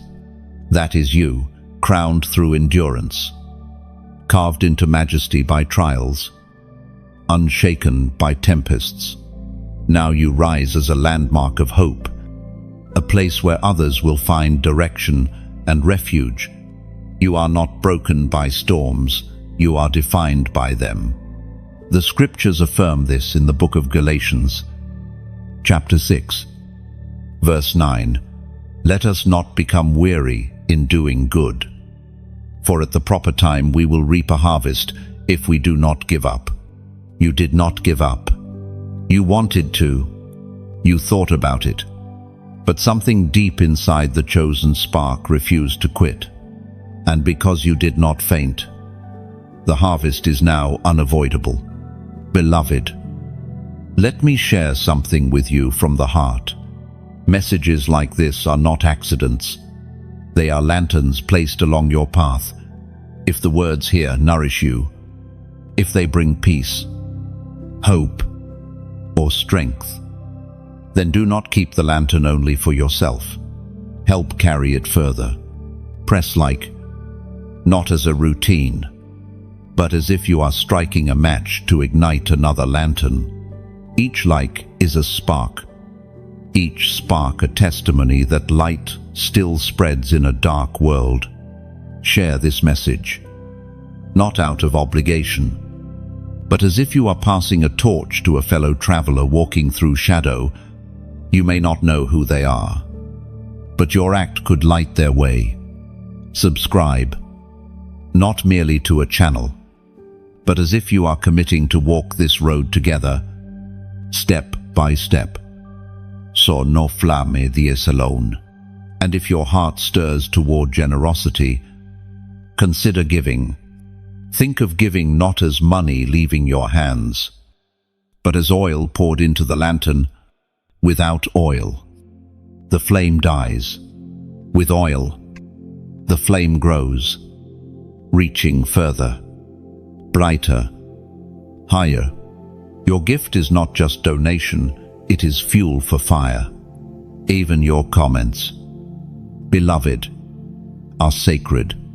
Write them like carving initials into a tree that will stand for years. Your words become markers, telling others, I was here, I saw the light, I survived the dark. You cannot know how many weary souls will read those words and find courage to keep going. Chosen one, the journey of light is never solitary. A single flame shines. Yes, but when flames gather, they drive back entire nights. That is the beauty of community, of sharing, of supporting. You are not just part of a message, you are part of a movement. And every act of engagement, every gift, every word builds that movement stronger. Think of a garden. One seed may grow, but a field of seeds feeds nations. When you engage, you are sowing seeds into that garden. Some may sprout tomorrow, some in months, some in years, but each one matters. Each one multiplies. Each one contributes to the harvest. And remember, giving is not measured in size, but in sincerity. The widow who dropped 2 coins gave more than all the wealthy because she gave from her heart. Whether your offering feels large or small, in heaven's eyes, it is immeasurable when given with faith. Chosen one. This is not about pressure. It is about participation. The flame burns whether you give or not, but when you add your oil, the flame reaches further, lights more paths, rescues more lives. And that, beloved, is legacy. Your life is no longer about mere survival. It is about overflow, abundance, impact. You are no longer walking just for yourself. You are carrying others by your example. And when you engage, when you share, when you sow, you are amplifying that impact beyond what you can see. So let your light be a spark. Let your share be a torch. Let your subscription be a stone laid in the path. Let your donation be oil for the flame. And let your comment be an engraving on the tree of testimony. Each act builds light. Each act multiplies hope. Each act proves that the chosen carry not only their own destiny, but also the destiny of those connected to them. Chosen one. See it clearly. You are not just consuming words, you are participating in a story of lanterns in the dark, of rivers carrying life, of seeds multiplying into harvests, of flames rising into bonfires. And your part matters more than you know. The harvest is here. The flame is burning. The oil is flowing. And you, beloved, are called not only to receive, but also to pour. Chosen one. You stand at the edge of a horizon that once felt unreachable. For years, the line between what is and what could be seemed like a distant mirage, shimmering but always out of reach. You stretched your hands toward it, only to feel disappointment when it slipped away. But now, the horizon is no longer a dream. It is opening before you. And every step you take draws you into fulfillment. The key to this moment is simple: declaration. Not whispered doubts, not fearful questions, but bold, faith-filled declarations. For the words you speak shape the atmosphere you live in. Your tongue is not just flesh, it is a sword. Up in, a seed. What you declare now sets the tone for your tomorrow. Chosen one. Think of your words as arrows. An arrow released from the bow cannot be pulled back. It will hit its target. So it is with your declarations. Once spoken, they travel into the unseen, piercing through atmospheres, striking against fear, carving paths in darkness. Some arrows strike quickly. Some travel longer distances before they land. But every single one fulfills its mission. That is why heaven urges you now. Release your arrows wisely. Do not waste them on curses or complaints.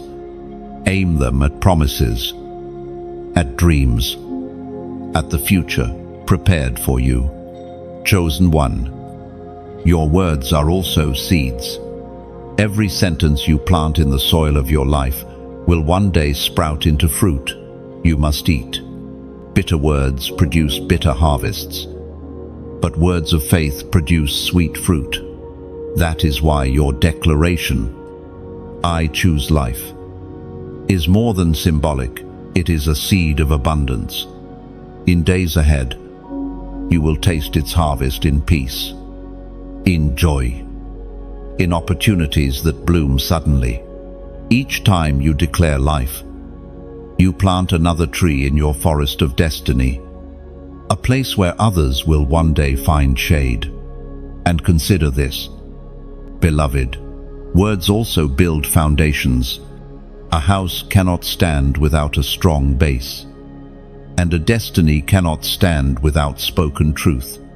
When you declare, you are laying stone upon stone, forming a structure that storms cannot destroy.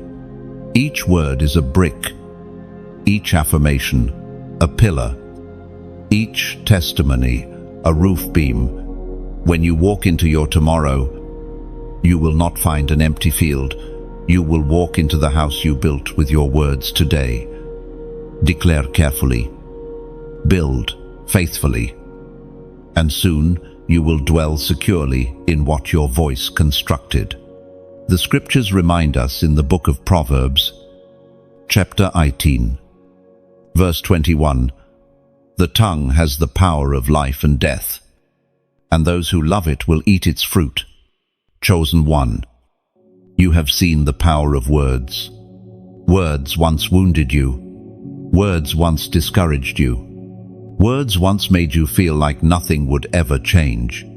But now, it is your turn to speak, to declare life, not death, to release blessing, not curse, to prophesy abundance, not lack. Heaven is waiting for your agreement. And when your mouth aligns with your destiny, mountains move. Consider how God created the world. He did not build with hands. He spoke, "Let there be light." And light was. "Let there be life."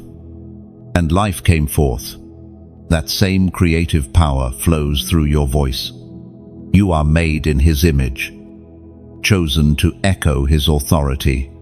Your declarations carry more weight than you realize. This is why I invite you into a prophetic act right now.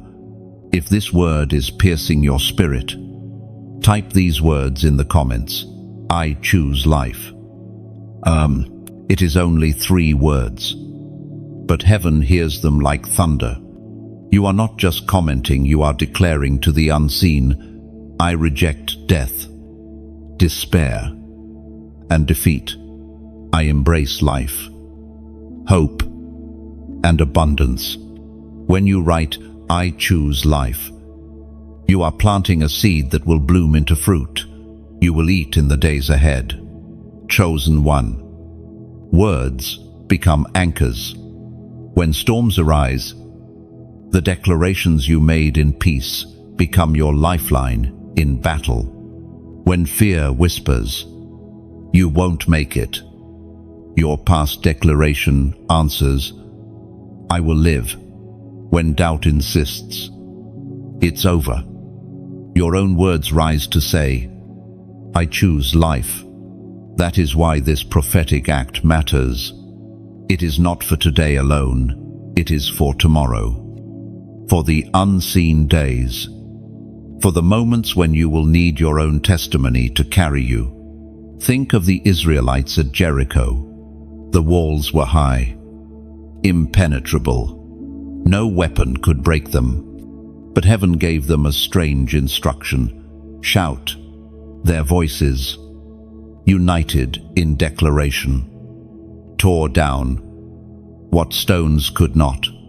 That is the power of words spoken in alignment with heaven. Your walls, too, will fall as you declare life. Chosen one, understand this. Silence in the spirit can be dangerous. When you do not declare, the enemy will try to write your story for you. He will whisper curses, plant lies, and speak death into your future. But when you open your mouth and say, I choose life, you erase his script and replace it with heaven's decree. Do not underestimate how much shifts when you declare. Atmospheres change, chains break, fear flees, darkness trembles. Because your words are not empty, they are charged with divine authority. Beloved, look around your journey. You can trace moments where someone's words lifted you when you were ready to quit. A phrase, a prayer, even a sentence that reminded you of your worth. That was no accident. That was heaven using words to breathe life into you. And now, it is your turn to release words that will breathe life not only into yourself, but into countless others. I choose life is more than survival, it is destiny. It means you are done with merely existing, done with scraping by, done with dragging yourself forward.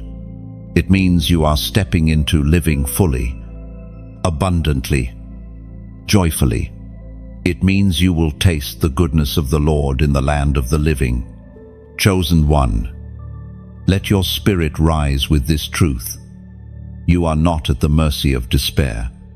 You are not chained by curses. You are not silenced by the past.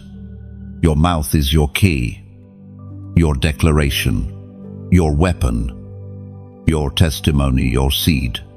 Use it, wield it, speak boldly, for heaven backs your words. So type it, whisper it, shout it, live it. I choose life. And let those words echo not only across the page, but across eternity. Chosen one, let us step deeper into the truth of inheritance, not the fleeting treasures of this world, but the eternal inheritance reserved for those who endure. Too often, people chase after possessions, achievements, and applause, believing these to be the measure of success. Yet, these things pass quickly. Wealth fades. Beauty withers. Accolades are forgotten.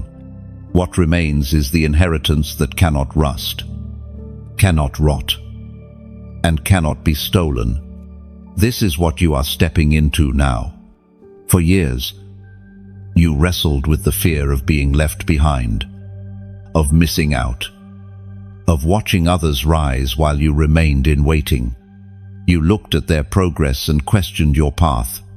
But what you did not see was that your inheritance was being secured in silence.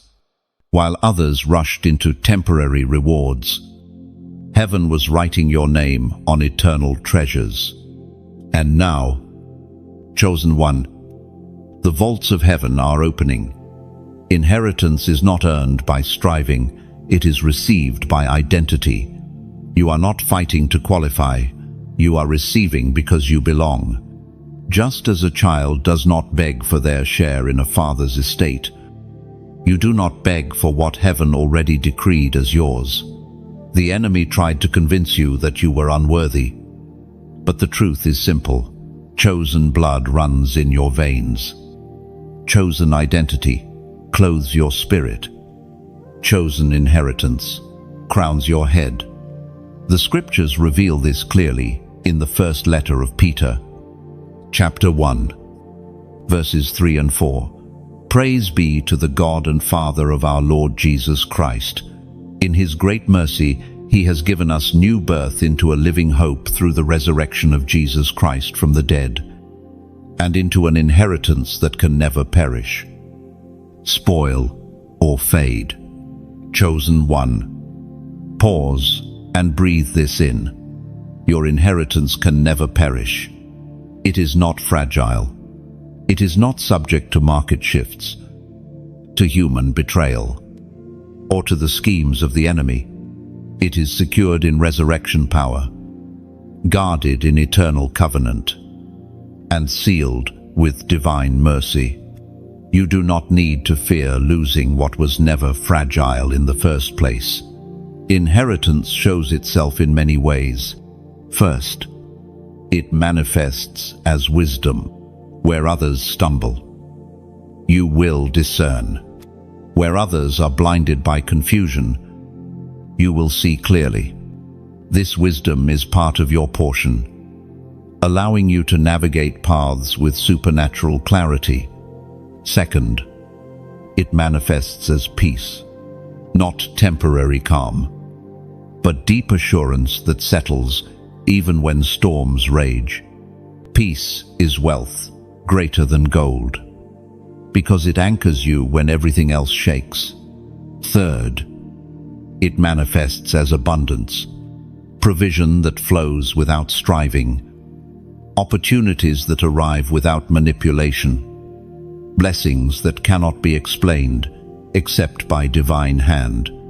This abundance is not selfish, it is designed to spill over, touching every life connected to you.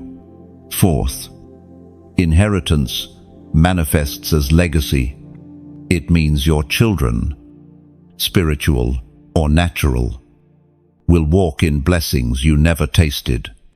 Your endurance today ensures they will not fight the same battles you fought. They will begin where you leave off, standing on higher ground because you carved the path for them. Chosen one. Recognize this. Inheritance is not random, nor is it accidental. It is generational.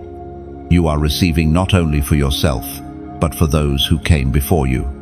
Many in your lineage prayed prayers they never lived to see answered. They sowed seeds they never witnessed bloom. And now, those answers, those blooms, those harvests are pouring into your hands.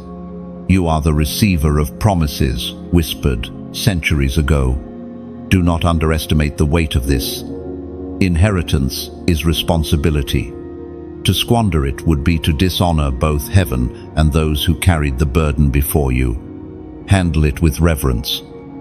Knowing you carry more than wealth, you carry story, sacrifice, and sacred trust. Chosen one. Inheritance is also restoration. The enemy stole much from your family line. He sowed cycles of poverty, rejection, fear, and delay. He thought the damage was permanent, but God is faithful. What was stolen is being repaid through you, multiplied and magnified. You are not only inheriting blessing, you are restoring what was lost. Picture a family heirloom, long thought, stolen, suddenly returned, polished, shining brighter than before. That is your inheritance. What the enemy touched is being redeemed, cleaned, and placed back into your hands. And this time, it will not be lost again. Chosen one. This is why your battles were so fierce. The enemy was not simply after you, he was after your inheritance. He knew that if you broke through, generations would change. He fought hard, but he failed. You endured. And because of that, your inheritance is being released unhindered. You may ask, how will I know when inheritance is here? You will know because doors will open with no explanation. Peace will flow without reason. Abundance will arrive without striving. You will know because your spirit will feel the weight of completion, the deep sigh of promises fulfilled. You will know because the fruit will be undeniable, and others will testify that your life is evidence of divine inheritance. Chosen one. The season of striving is ending. The season of receiving is beginning. Lift your head high, for you are walking into rooms already prepared for you, receiving treasures already reserved for you, carrying blessings already written in your name. Your inheritance is secure. It cannot fade. It cannot spoil. It cannot be stolen. It is eternal, unshakable, unbreakable, and it is yours, not by chance, not by accident, but by divine decree. So, walk forward in confidence, live with gratitude, steward with wisdom, and let your life shine as living proof that inheritance belongs to the chosen, and the chosen always receive what heaven has promised.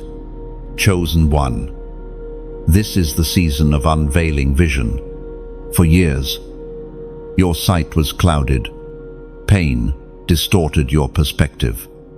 Betrayal blurred your trust. Delay dimmed your hope. You walked forward, but often with uncertainty, unsure of the ground beneath you. Yet every step, though trembling, was recorded in heaven. And now, the veil is lifting. Your eyes are being sharpened. Your vision restored.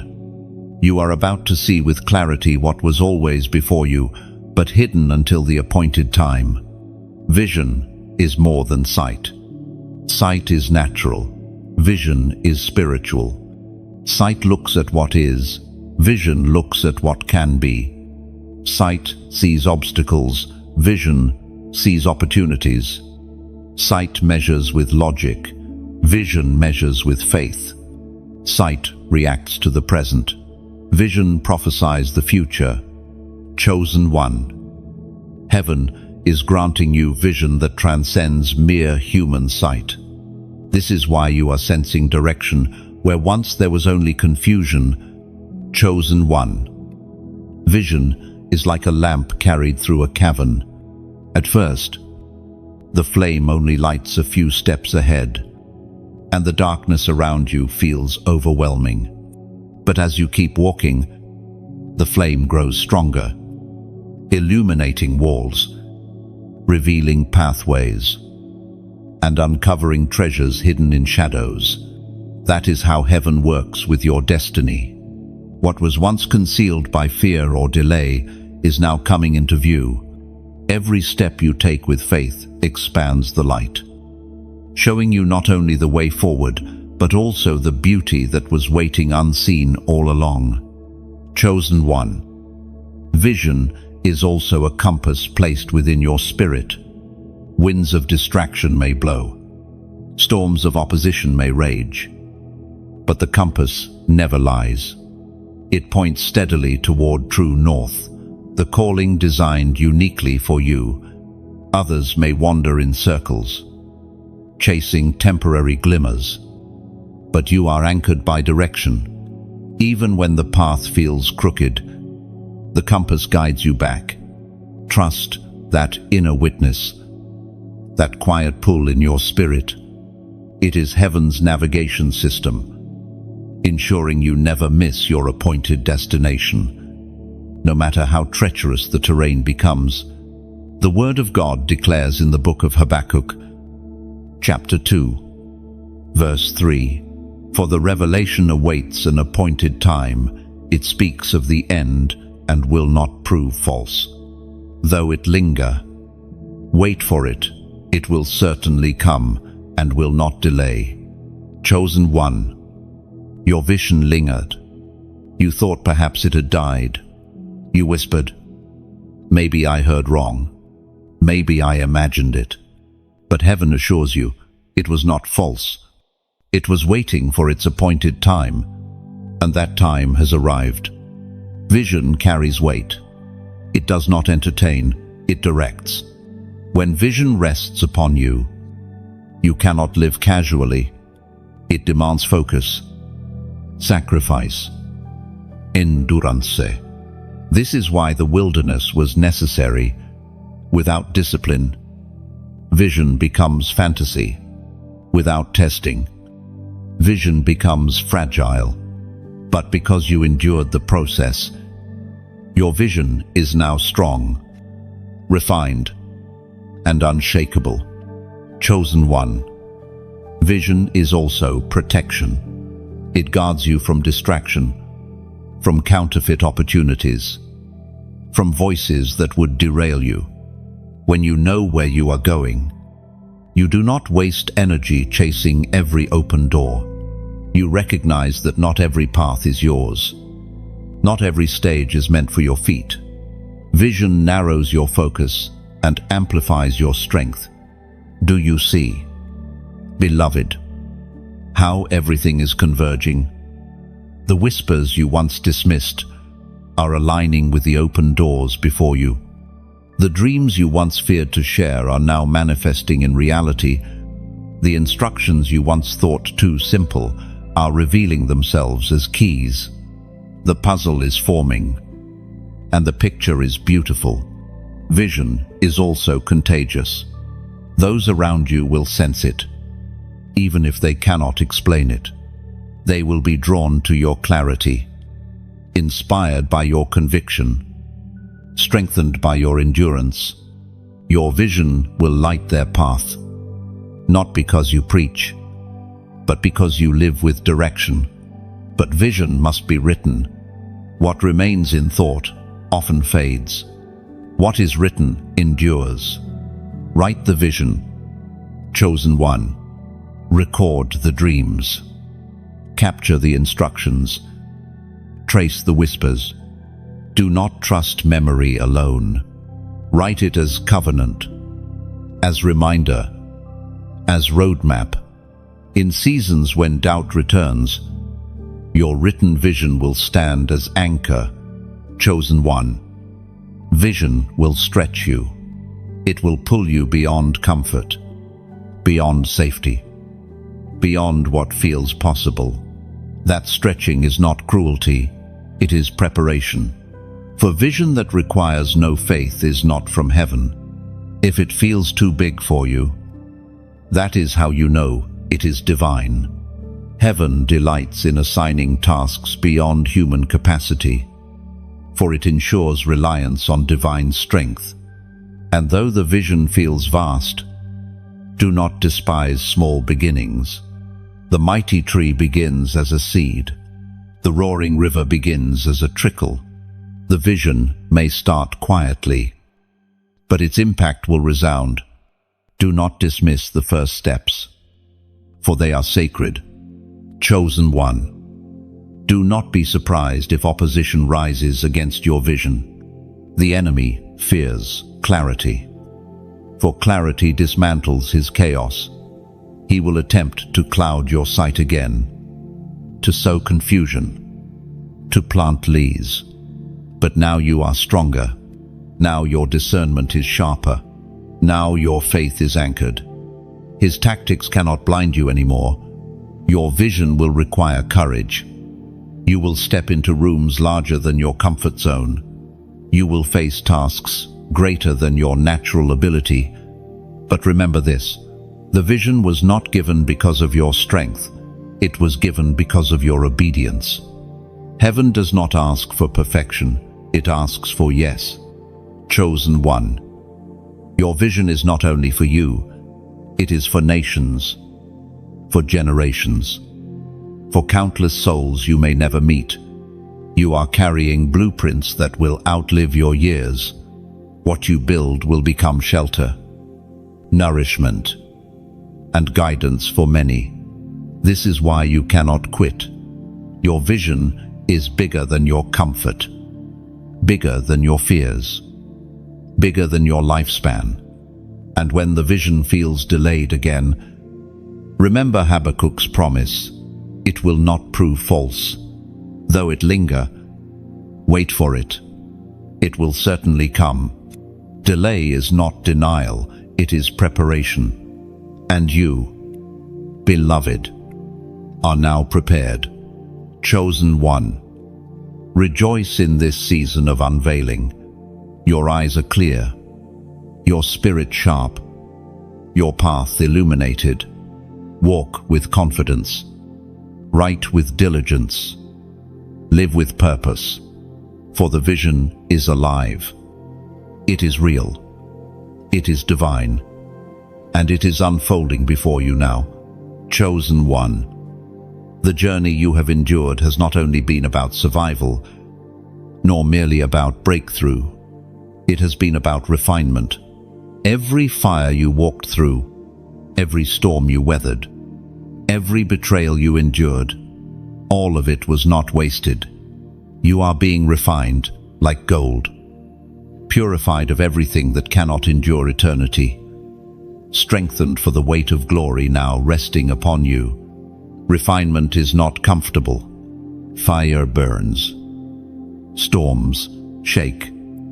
Pressure crushes. At times you thought the process would destroy you. But heaven knew the fire would not consume, it would purify. The storm would not drown, it would cleanse. The crushing would not end you, it would release the fragrance hidden inside. What you thought was the breaking of you was actually the making of you.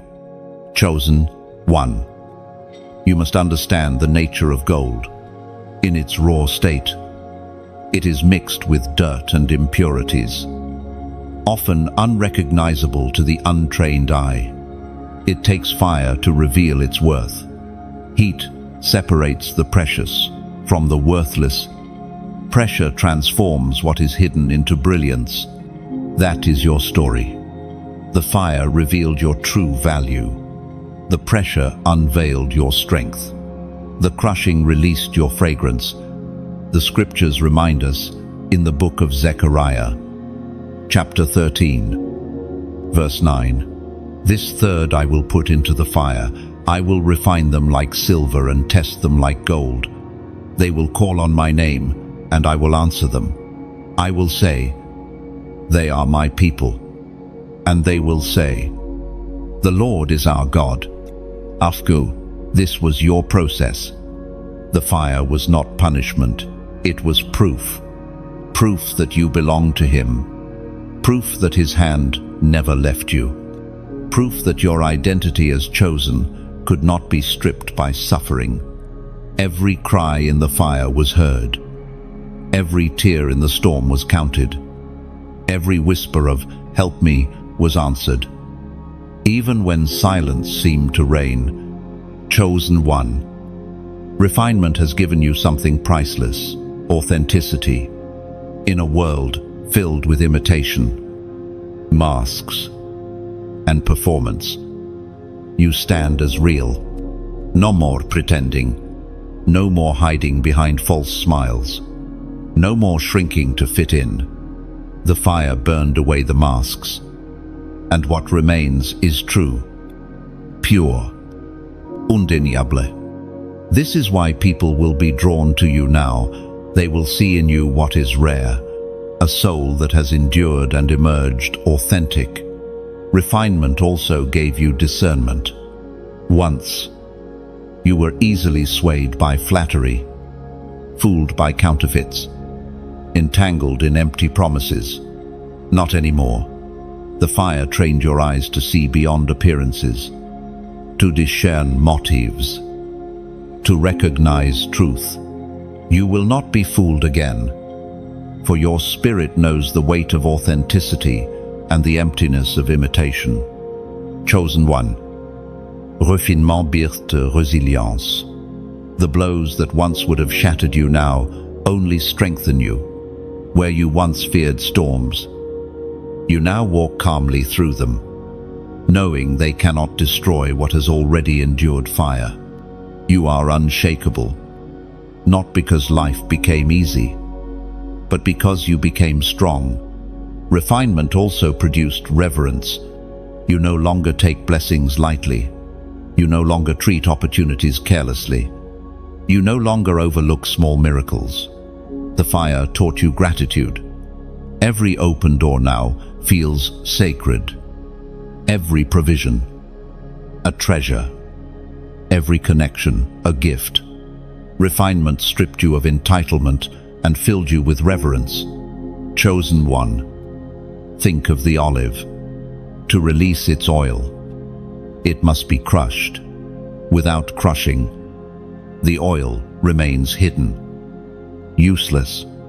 But through crushing, the oil flows, feeding lamps, anointing kinks, healing wounds. You, too, were crushed. But the oil that flows from you now is precious. It carries healing, wisdom, and anointing for those around you. What felt like destruction was actually extraction, the treasure within you being released for the world. And do not forget the diamond, formel una pressure, hidden deep in the earth, invisible for ages, but when unearthed and refined, it shines with unmatched brilliance. That is who you are now. Pressure did not bury you, it revealed you. Fire did not consume you, it polished you. Storms did not scatter you, they shaped you. Chosen one. Refinement has also aligned you with purpose. You no longer wander aimlessly. You know who you are, and you know what you carry. Your voice carries authority. Your presence carries peace. Your story carries power. You no longer need to prove yourself, because the fire already proved you. You are chosen, refined, and ready. The enemy regrets the fire he thought would end you. He hoped the flames would consume, the storms would drown, the pressure would crush beyond repair. Instead, every attempt only purified you further. What he meant for harm became your making. What he plotted for destruction became your preparation. And now, you rise, not broken, but shining. Chosen one. Refinement is not a season you will repeat endlessly. It had its appointed time, and that time has passed. You are not returning to the fire in the same way again. You may face trials, yes, but never again the kind of breaking you endured. That chapter is complete. You are stepping into the chapter of reward, of abundance, of visibility. So stand tall. You are no longer raw gold. You are refined treasure. You are no longer unformed stone. You are polished diamond. You are no longer crushed olive. You are flowing oil. You carry within you the proof of refinement, and nothing can take that away. Chosen one. Let your life be testimony that the fire purifies, the storm strengthens, the crushing reveals. Walk boldly, shine brightly, pour generously, for you are not just surviving, you are refined, chosen, and radiant with glory. Chosen one. You have reached the summit of a journey that once felt impossible. Look back for a moment, not with regret, but with reverence. Remember the valleys you trudged through, the deserts you wandered, the rivers you crossed, trembling, the nights you cried into the silence. Every step brought you here. Every wound became wisdom. Every battle became blessing. Now, standing on this mountain, you can see clearly what once was hidden. None of it was wasted. You were never abandoned, though the silence sometimes screamed otherwise. You were never forgotten, though delay made you doubt. You were never unworthy, though rejection tried to convince you. From the beginning, heaven marked you as chosen, and chosen you have remained through every test, every tear, every triumph. This is the end of one story and the beginning of another. The tests you endured were not meant to destroy you, they were meant to prove you, and you have passed them. The hardest battles did not consume you. The deepest valleys did not bury you. The fiercest storms did not drown you. You endured. You rose. You prevailed. And because of that, a lifetime of wealth, of abundance, of legacy, of glory is not merely promised, but secured. The scriptures affirm this with eternal clarity in the second letter to Timothy, chapter 4, verse 7 and 8. I have fought the good fight. I have finished the race. I have kept the faith. Now there is in store for me the crown of righteousness, which the Lord, the righteous judge, will award to me on that day, and not only to me, but also to all who have longed for his appearing. Chosen one. You have fought the good fight. The bruises on your spirit, the scars on your heart, the strength in your soul, they testify to your endurance. You did not quit, though quitting was always the easier choice. You did not abandon your post, though the weight felt unbearable. You did not sell your soul for temporary relief, though temptation whispered constantly. You kept the faith, and for that, the crown of righteousness is yours. This crown is not mere metaphor. It is authority. It is legacy. It is reward. It is the visible mark of heaven's approval, the seal that declares you finished your course faithfully. Crowns are not handed to the careless, they are given to the faithful, and faithful you have been. Chosen one. Wealth is now your portion. But understand, this wealth is layered. Yes. Financial abundance will flow. Yes. Material blessings will arrive. But true wealth is deeper. It is peace that cannot be shaken. It is joy that laughter cannot contain. It is wisdom that cannot be bought. It is legacy that outlives you. These are the riches being poured upon your life. The wealth of heaven manifested in the earth. This wealth will not only sustain you, it will sustain generations. Your children, your children's children, and those connected to your life will drink from the well you dug with your tears. The inheritance flowing to you will ripple outward, touching countless others. What you carried privately will bless many publicly. Chosen one. Wealth also means influence. Your voice will carry weight. Your presence will shift rooms. Your story will unlock chains for others.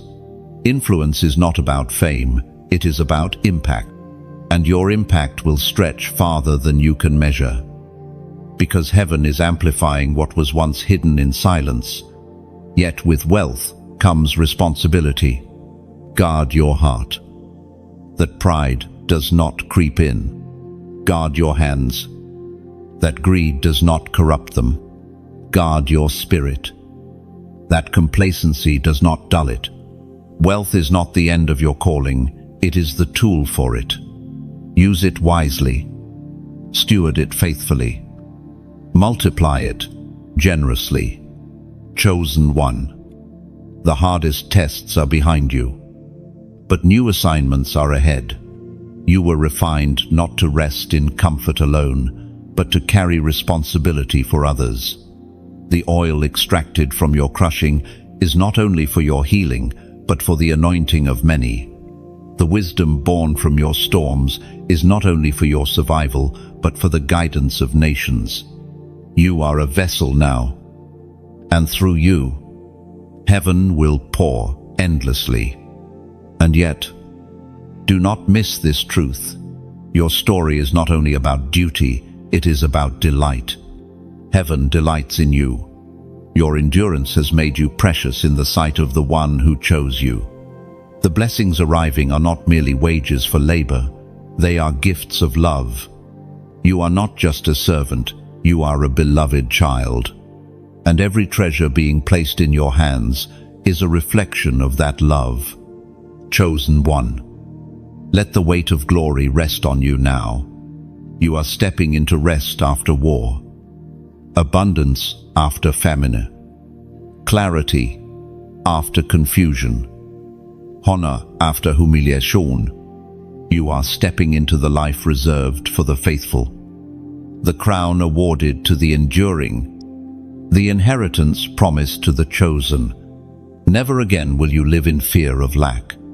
Never again will you question your worth. Never again will you shrink to fit into spaces too small for your destiny. You are chosen, crowned, wealthy, and free. And so, beloved, the story ends where it began, not in despair, but in destiny. You were chosen before time, tested in time, and crowned beyond time. This is the truth written over you. You are victorious. You are radiant. You are beloved.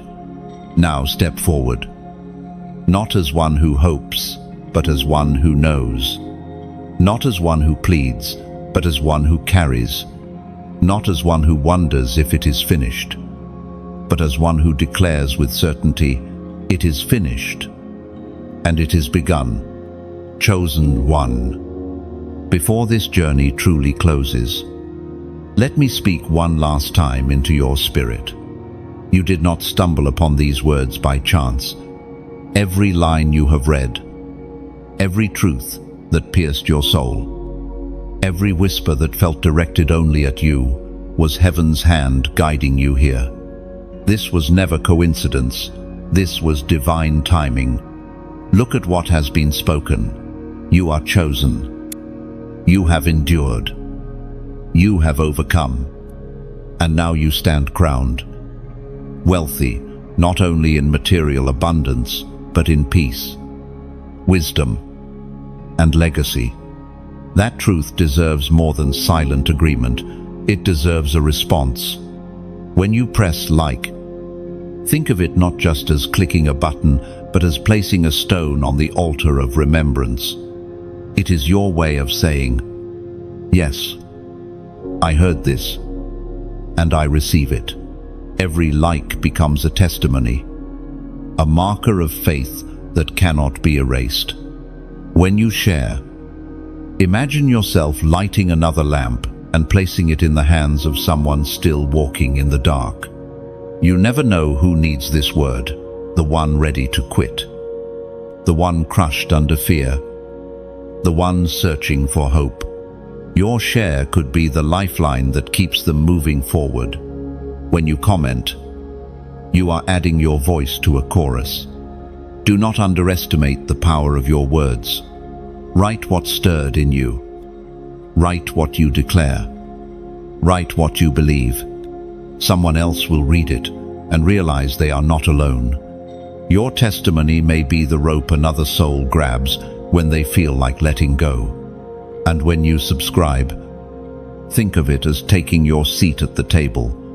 This is not a passing moment, but a continuing journey. You are connecting yourself to ongoing streams of encouragement, prophecy, and truth words that will meet you again in the days you need them most. Beloved, even your generosity carries weight. When you donate, it is not merely support, it is sowing seed. It is pouring oil into the lamp so the flame can keep burning.